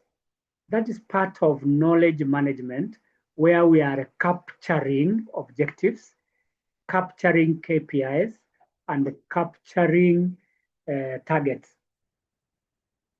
And then after the employees have performed their work, at the end of a performance review period, which could be quarterly, biannually, or annually, we again sit and review their performance. By reviewing their performance, we get to know the performance levels of these employees. And depending on your rating, some employees may exceed expectation, some may meet expectation, others may be below expectation. This is knowledge that we can use for in several ways. One, we can use that knowledge to improve performance. 2, we can use that knowledge to promote people. And 3, we can use that knowledge to identify new skills and knowledge, and that is for performance, for training and development rather. So we use performance reviews to make decisions related to performance improvement, 2, training, and 3, promotion. And this requires knowledge. Lastly is documenting HR processes. As I indicated earlier, HR processes relate to recruitment, training, performance management, as well as compensation. So how do we ensure that these processes are efficient and effective? We standardize them so that anybody conducting that activity arrives at the same decision or at the same results. So what document, which is a knowledge document, that will help to standardize those processes? It is the SOP, Standard Operating Procedure. We should have SOPs in recruitment, SOPs in training, SOPs in performance management, SOPs in terms of disciplinary processes. And these SOPs are derived from employment policies related to all those functions that I've mentioned. So those are the ways in which we can integrate knowledge into our workflows, particularly recruitment and selection, training and development, performance management, as well as employee relations. So how do we create a governance structure that we can use to implement strategy? One is to establish KM roles. That means identifying positions like for knowledge capture, positions for storage, for positions for sharing. And then we assign responsibilities to those office bearers. 2, we develop policies so that we can have adequate guidelines on knowledge creation, access, and use. We create knowledge in many ways, by way of reading, by way of researching, by way of discussing, or even by way of divine knowledge. Those of us who believe in the printed word, that God is the source of all knowledge. And if we have that divine knowledge, we can share it. For example, during those religious meetings, be they Christian or Muslim or any other religion. Thirdly, we need to ensure leadership support. And as I indicated earlier, leadership support should be obtained from the very beginning of developing this knowledge management strategy.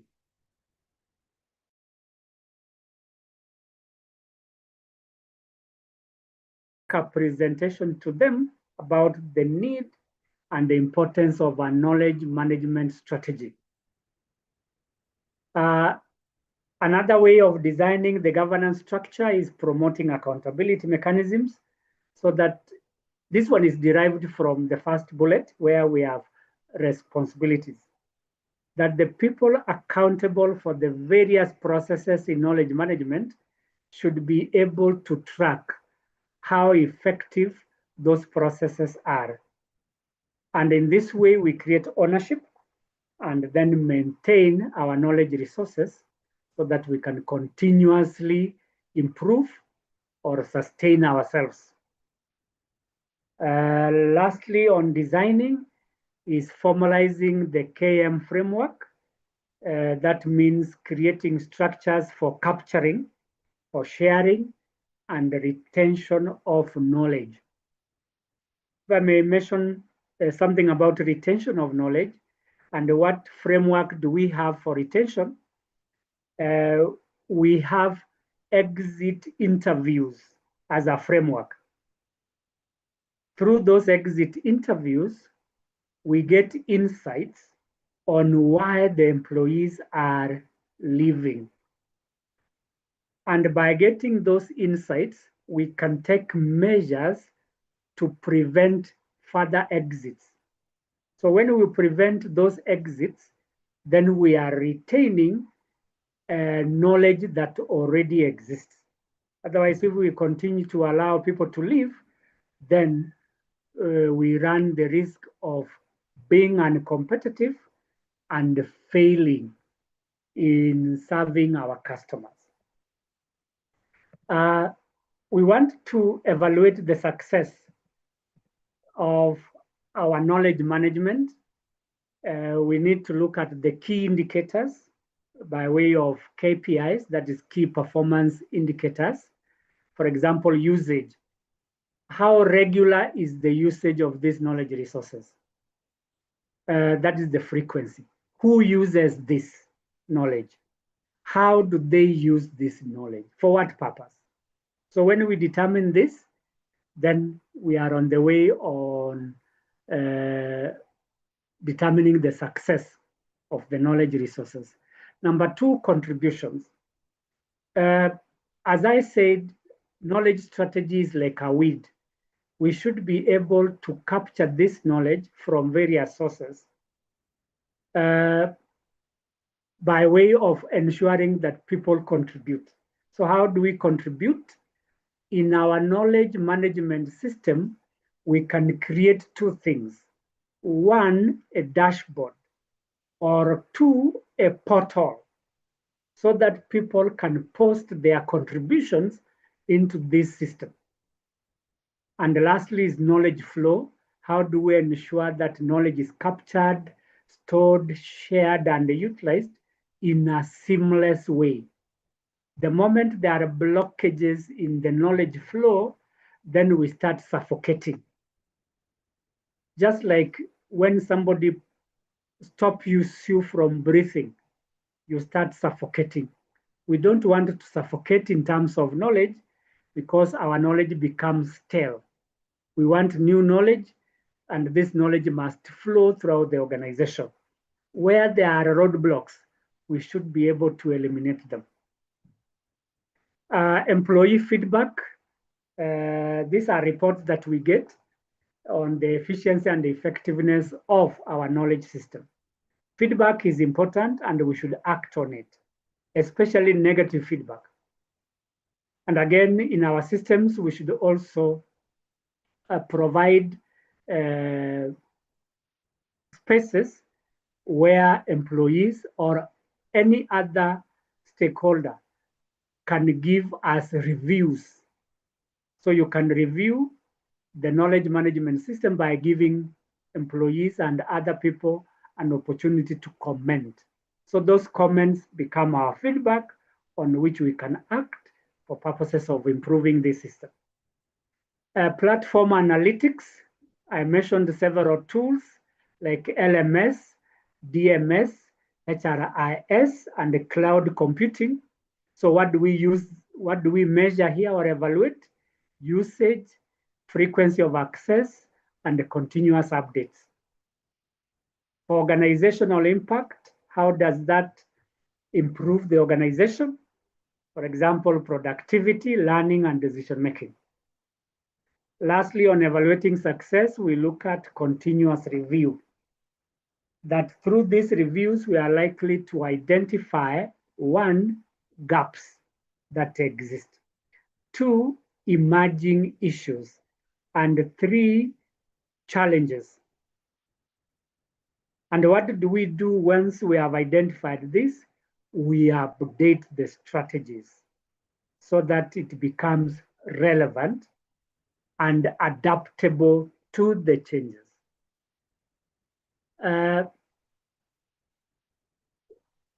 What are the contributions of KM to strategy development? One, organizational alignment. I've said this, that the KM strategy should be aligned or help to achieve the mission, vision, and the corporate objectives. Two, improve performance in terms of decision-making, service delivery, and operational efficiency, where operational efficiency has to do with optimization of resources, such as technology and human resources, and time. The other contribution is innovation. that by sharing knowledge, people can become more innovative by way of designing new products, developing new systems or ideas.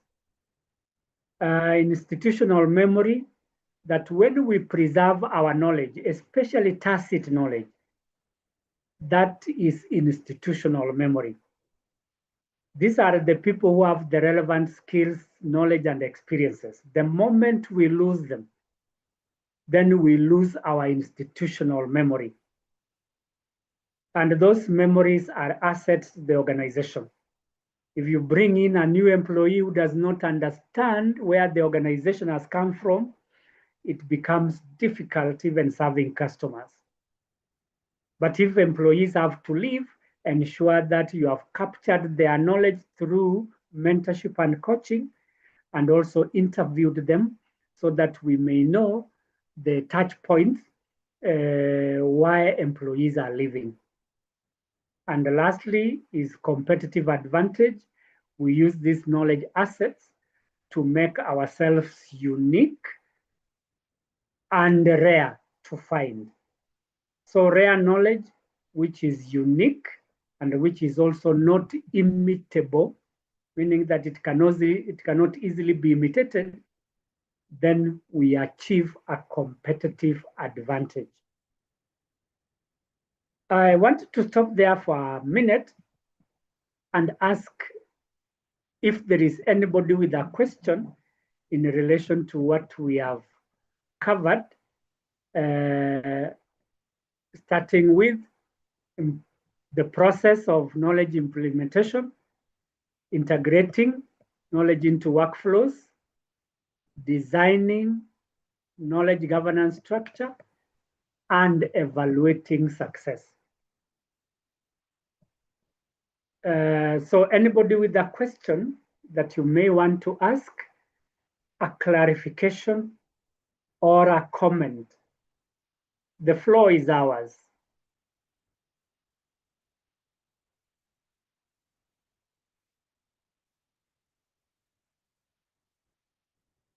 On my screen, I can see Lillian is on board. Lillian, if you are there, please ask your question or make your comment. Good morning, everyone. The knowledge sharing is good. Thank you, Mwalimu. And I'm following well. Thank you.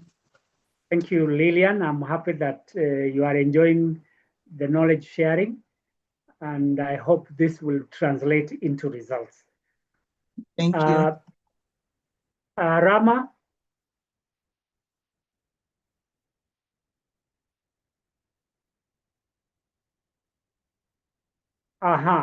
Teresina, if you are there, you can also make your question or ask a question or make a comment.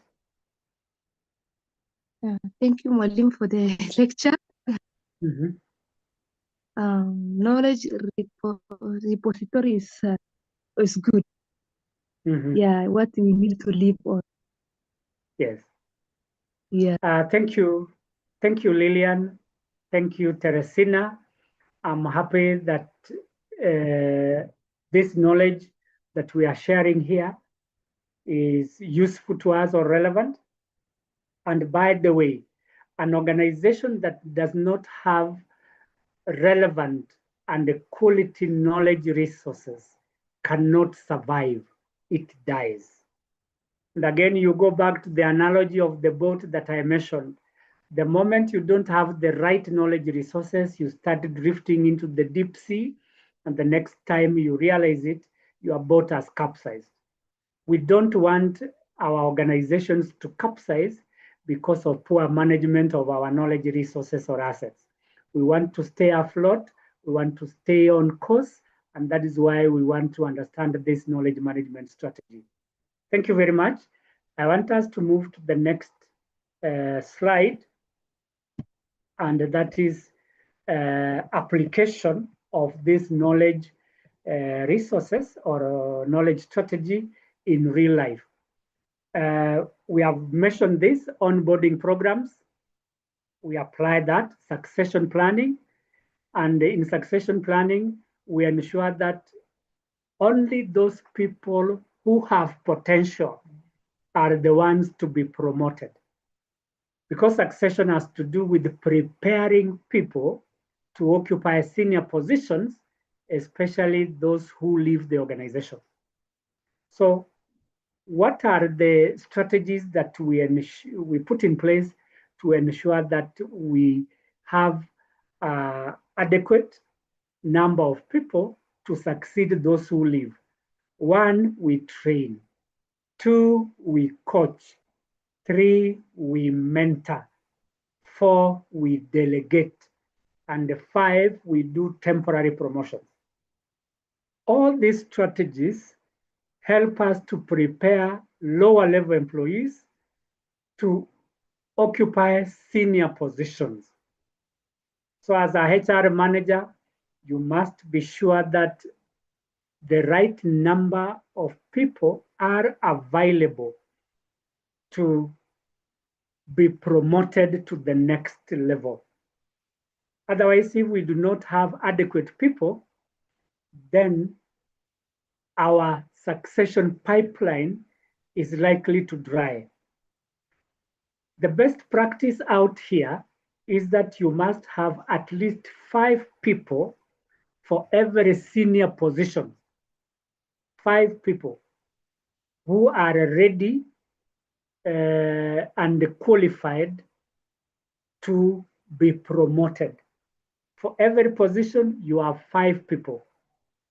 Otherwise, if you do not have these 5 people, then your pipeline will dry very quickly. How? That you have 2 people, there is a higher position to which they should be promoted. The first one declines and the second one resigns. Where do you go? That becomes very difficult.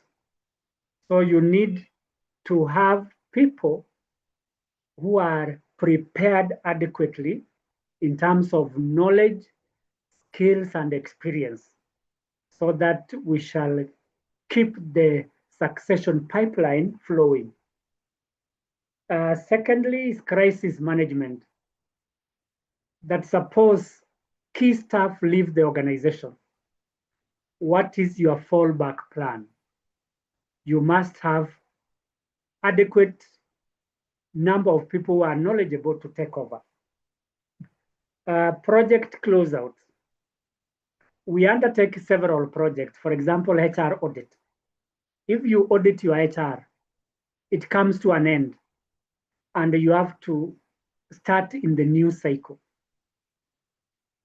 If at the end of a project, employees move, they can move upwards, they can move downwards through demotion, or they can move outward by way of resignation because the project has ended. Where will you get people to conduct another project? You need to have enough people who are prepared, or adequate documentary evidence which you can rely on in case you bring in new people. And lastly, we use knowledge in terms of policy development. We need people who are qualified to formulate policies or review them from time to time. And this can be done in real time if we are using technological or digital tools. I want us to finish by looking at monitoring, evaluation, and evolving KM strategy. As I indicated earlier, monitoring has to do with continuous collection of data, analyzing it so that we can track progress. And these 3 concepts are key because 1, they enable us to make sure that our knowledge management strategy is relevant. Relevant means that it is useful or helping to attain corporate objectives. Anything that is irrelevant is not useful and therefore should be removed from our system. Secondly, by monitoring and evaluating, we make sure that our knowledge strategy remains effective By effective, it means that it is producing the best results. And the results we mentioned here include effective decision-making, 2, innovation, and 3, competitiveness. And lastly, by monitoring and evaluating, we align our KM strategy to the organizational goals so that we do not deviate. Usually when a strategy is formulated, it is cascaded down to the departmental level. As HR managers, we need to align our KM strategy with the corporate objectives. So we go specifically to monitoring. Monitoring the KM strategy. So how do we go about this? Is we define KPIs, key performance indicators, which relates to the use, reuse rates, participation levels, as well as the number of documents that are shared. So these are the KPIs which could be measurable. Reuse rates, how many people are using this knowledge and how many times. Participation levels, how many people are contributing. Secondly, through monitoring, we track frequency of knowledge sharing, frequency of knowledge creation, frequency of updates, and how many people who use this and for what purpose. So we monitor usage. That it is one thing to have a knowledge management system, and it's another to make sure that people use this. So how do we make sure that people use it? 1, we create awareness, and 2, we train people on its usage. Then lastly is user feedback. That information we get from the end users is important so that we can, 1, identify pain points, or 2, identify gaps. And that will become part of our continuous monitoring and evaluation. Secondly, we have the purpose of monitoring, that is ensure that implementation is aligned to strategy, identify areas where we are weak in or potential resistance. 3, we support decision-making by monitoring. How? Because we identify deviations on time and make decisions. And lastly, it provides evidence of continuous improvement. That when we monitor, we are collecting data on the effectiveness of this KM strategy. That becomes evidence, and we can take corrective action. Secondly, is the relevant evaluation of the KM strategy. The first one is monitoring, which means collecting information or data to track performance. And the evaluation now is measuring the efficiency, effectiveness, and impact of our knowledge strategy. Effectiveness relates to improved decision-making, innovation, and operational efficiency. I have mentioned that when we have adequate knowledge, then our decisions are improved. Improved decisions are those that solve a problem or enhance productivity.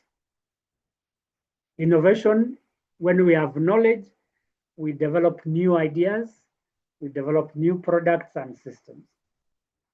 For efficiency, we are looking at optimization of knowledge resources, including platforms.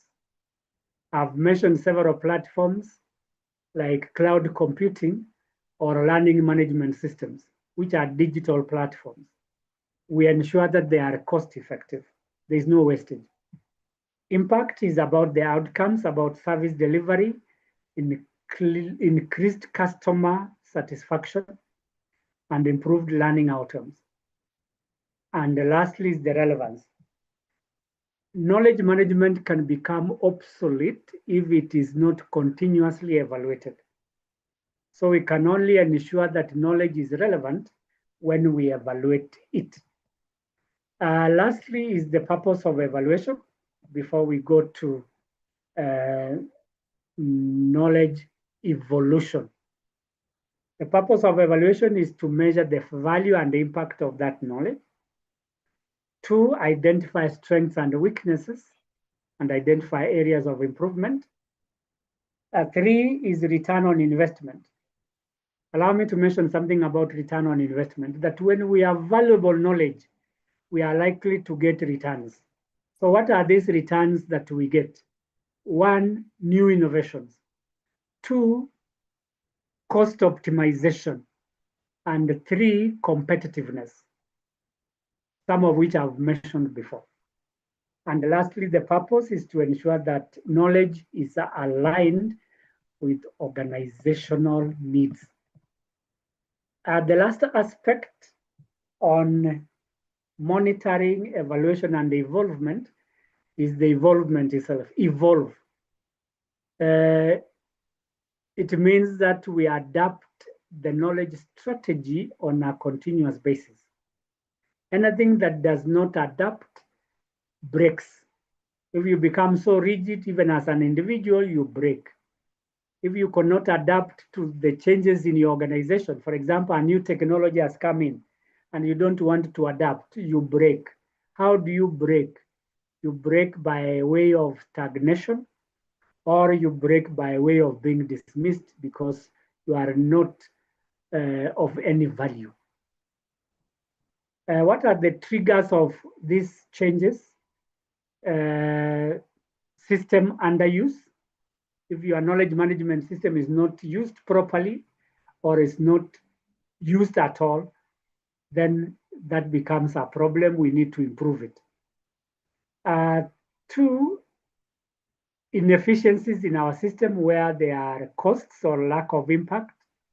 Again, we need to change that knowledge strategy. That it is also not aligned to organizational culture, structure, and goals, or these have changed, then we again need to change our KM strategy. Emergence of new technologies such as AI and cloud computing, including cybersecurity, we need to adapt this knowledge management system so that our systems are safe and can capture, store, and share knowledge. Lastly, stakeholder demand, that stakeholders may demand new things. That is why we need to make sure our knowledge management strategy is scalable. Scalable, that it's able to accommodate new needs or expansion of the organization. Lastly, down there, best practices are obtained through benchmarking. So when we benchmark with others, we identify those best practices which we can adapt. And by adapting those ones, we make our KM system flexible to changes. Lastly, why do we need to make this strategy to evolve? It is because of the benefits that we derive from it. 1, it improves alignment.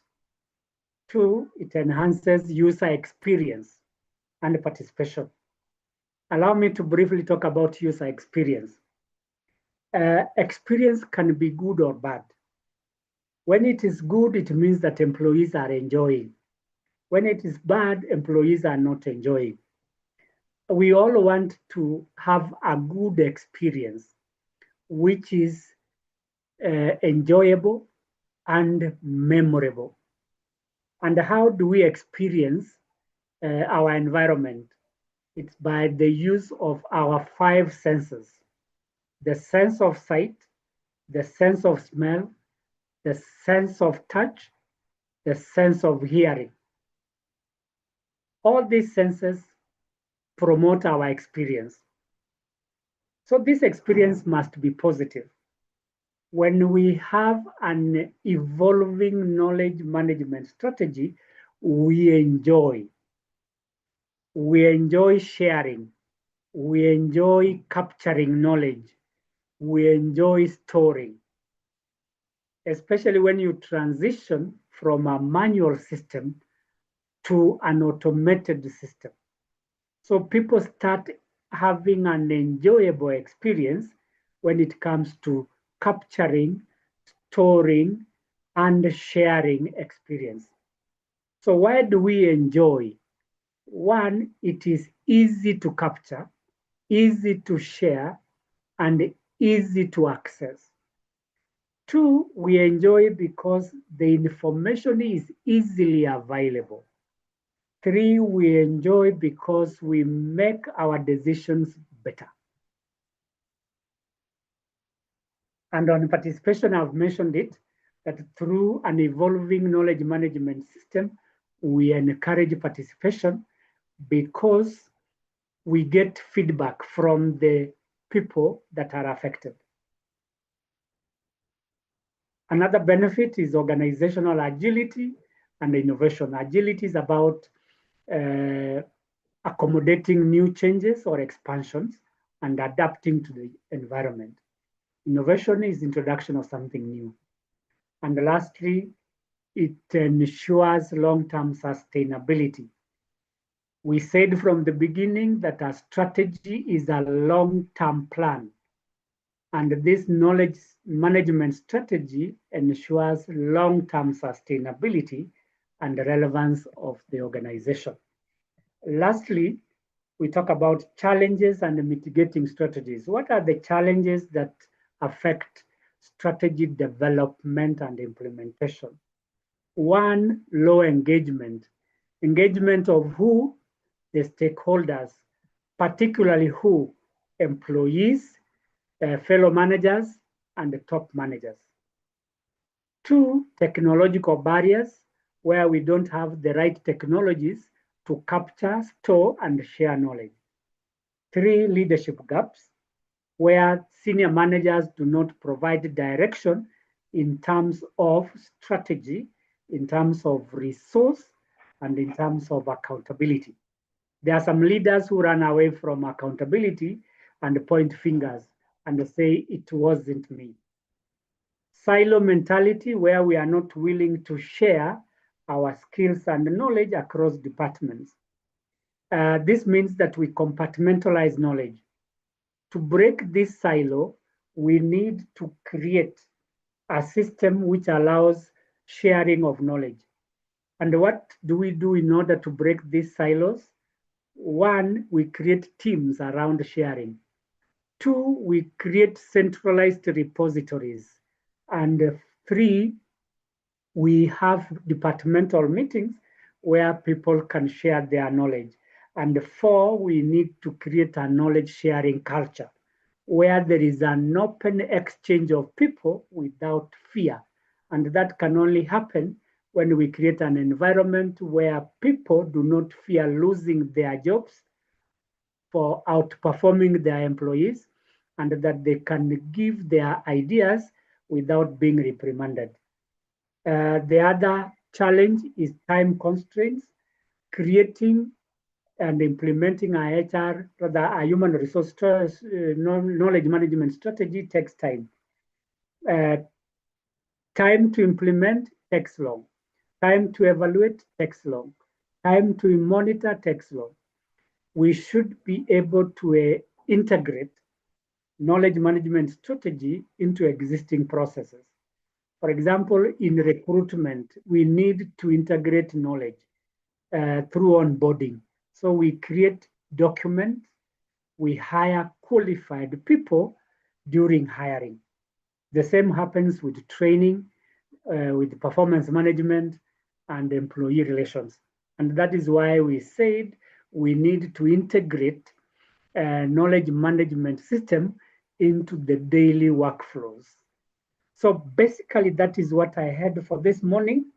And now I want to invite us to ask the questions that we may be having, or make comments, and if need be, if there are any compliments to be given, please do so. The floor is ours, and anybody can go first.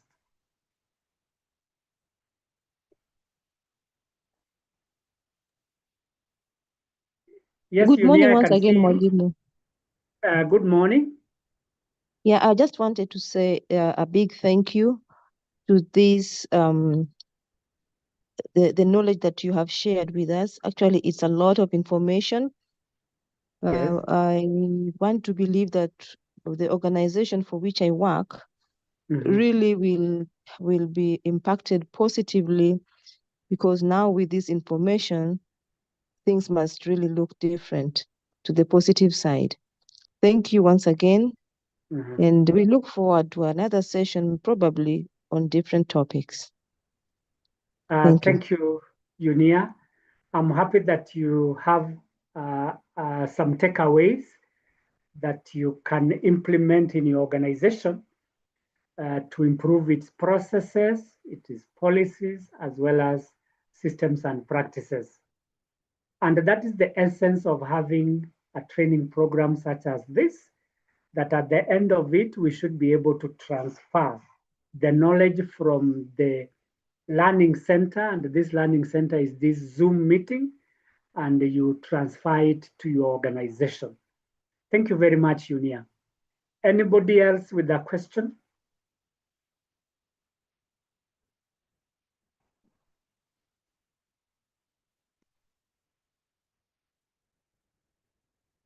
Good morning, Mwalimu.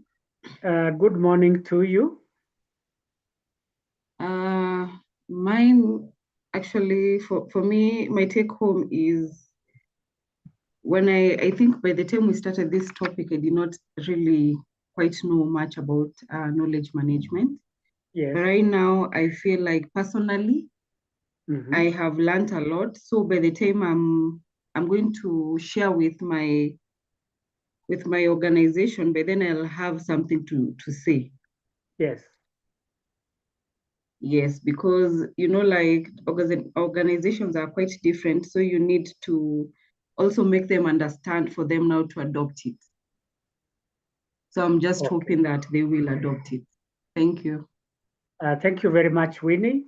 And yes, we are happy from our end that those take homes or takeaways are going to change the way we do our businesses, and there will be buy-in from your colleagues as well as from your managers insofar as knowledge management is concerned. It is a big area, and the way and how we manage these knowledge assets is what will make a difference. I am comforted that we have learned a lot during this process, and that we are going to use this knowledge to impact positively our organizations, even if not the whole organization, but our departments in particular, because that is where we start, sharing, capturing, and storing knowledge. Thank you, Winnie. Anybody else before we close?